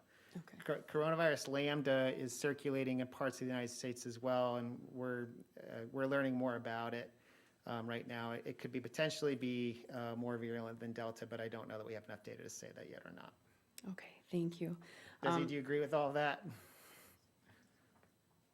Yeah, just so to clarify, the sequencing is done at the North Dakota Department of Health, and so they do sampling. They do it based on certain risk factors. They send a certain percentage to the CDC also to do sampling, and so that's kind of all handled by the state lab. Okay, thank you for that. Those are all excellent questions. I got a few more. Can these tests differentiate between flu and COVID? The comment that's been made to me is, well, the flu went away, so how do we know it's not COVID or the flu or a cold, or how do we know it's not something else? So we have different tests for influenza and other respiratory viruses, and those tests are relatively specific, meaning that if a test is positive, we know that is that organism and not a different one. Okay. So in a lot of hospitals and a lot of clinics, we have the ability to test very rapidly for influenza virus, which we are all very familiar with from before the pandemic. We haven't seen a lot of influenza since the pandemic began, probably because we've been masking. But we can tell the difference between some of the symptoms from flu and RSV and COVID can certainly overlap, but with appropriate testing, we should be able to tell the differences. Okay, and I've just got two more unless Sure. something comes up. A question was put to me, well, it's just mutating because people are getting vaccinated. So people that are getting vaccinated, it's just changing. So it's the vaccinated people's fault that we have this, what is it, variant? Can it do that? Selection, so the question is there selection pressure against the virus because of vaccinated persons? So the virus is more than capable of making its own mutations without that kind of pressure. So we have other, so this could potentially have happened on its own even without vaccination. And we have lots of persons right now who are not vaccinated, and so I would find that assertion to be very difficult to prove. Okay, and then finally, it's kind of the Mac Daddy of them all. Sure. How effective are masks? Are we wearing the right masks? Are the masks that we're using not effective? Well, so while I was reading an article, it was shared with me on KN95 masks and N95 masks, and that no longer will the homemade masks work against this Delta variant and different things of the like. So I guess I'm just looking for something to share with those that have asked as how effective masks truly are. So we know from experience in North Dakota that our caseloads began to get better right about the time that we got a statewide mask mandate from Governor Burgum. And so we peaked in our caseloads around beginning to mid-November, and that's the time that that Governor Burgum issued the mask mandate, and our caseloads began to get better very dramatically, very quickly. I think what we've noticed is that one of the reasons why we think that schools have been relatively spared from a lot of COVID outbreaks is because in the United States and in a lot of other countries where we've been able to have a layered approach to COVID mitigation strategies, which have included strict masking, we've noticed that we haven't had a lot of COVID outbreaks, which have forced many schools to close and had many cases of COVID. So we think that masking works really well.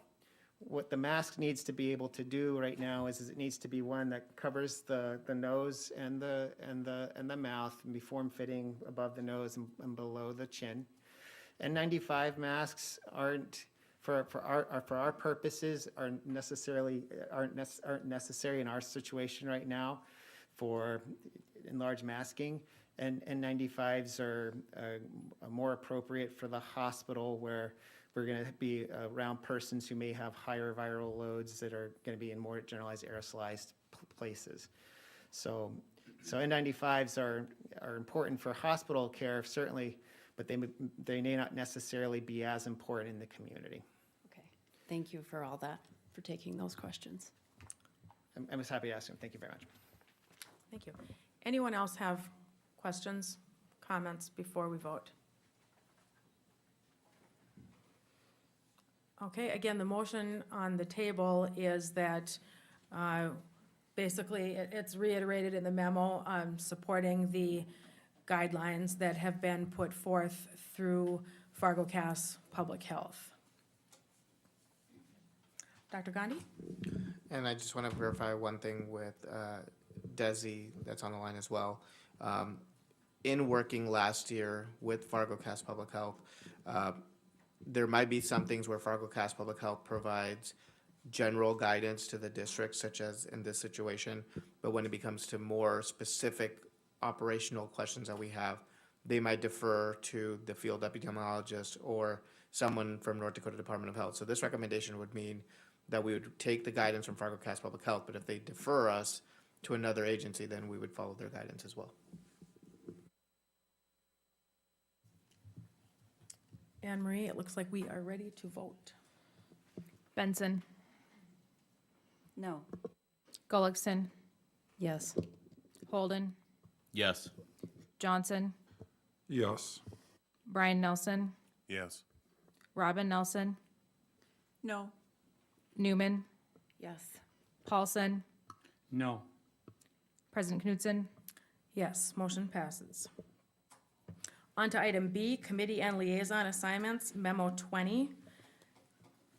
That's a memo that comes from me. It is in regard to, again, as it says, committee and liaison assignments. That has to do with our board assignments as well as our outside liaison assignments. And my recommendations are on the memo. Jim? I'd like to move that we adopt the committee and liaison partnership assignments as presented in memo number 20. Is there a second? Second. I'm going to give the second to Seth. Any discussion?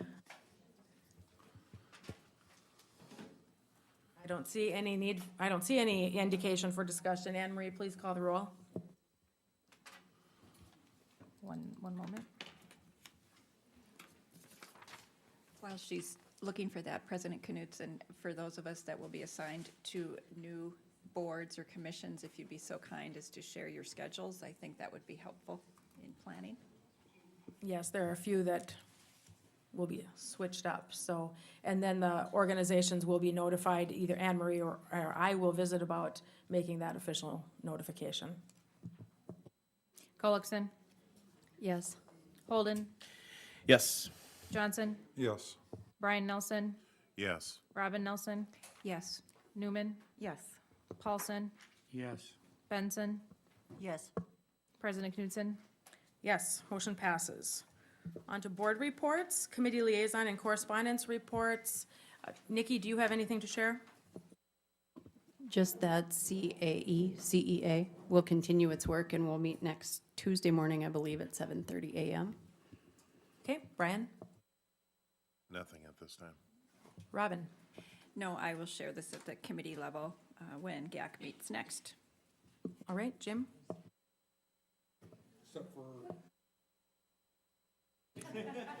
You're saving that until the end? Okay, David? Jennifer? Seth? I have nothing really to report other than I just wanted to bring forth this since they performed here. I'm a musician myself. I saw Safe Space perform at the farmers market a couple weeks ago, and talked to one of the dads, I believe the drummer's dad, and they were getting ready to go on a rehearsal tour for applying to colleges' music programs right after that, and they were all pretty excited about it. And yeah, they were really good, and just wanted to share that. Dr. Nothing to Newman? report. Thank you. Nothing to report, you said? All right, Jim, would you like to talk about the picnic tomorrow?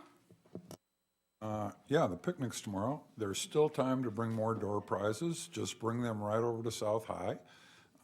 Those that are helping with the cooking, I think we need to plan to be there about 9:30, 10 at the latest.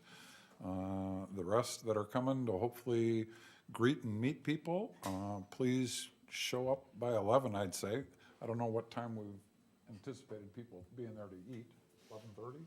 11:30. Yeah, the picnic starts at 11:30. People start arriving about 11, but we probably won't be ready to serve until 11:30. If board members who are coming early to do some of those tasks want to arrive around 9:45-ish, Cindy and I will be getting there just about 9:30, and we'll get those grills going.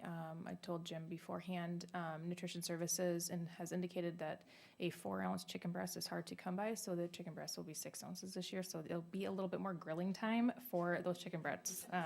So that process will take a little bit longer, just so our grillers know. That might factor into the process we have to do tomorrow.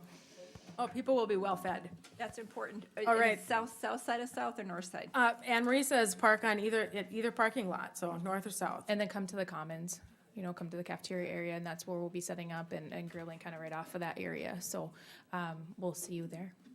All right, it is, almost 8 o'clock. Let's call it 7:57 PM, and we're adjourned. Thank you.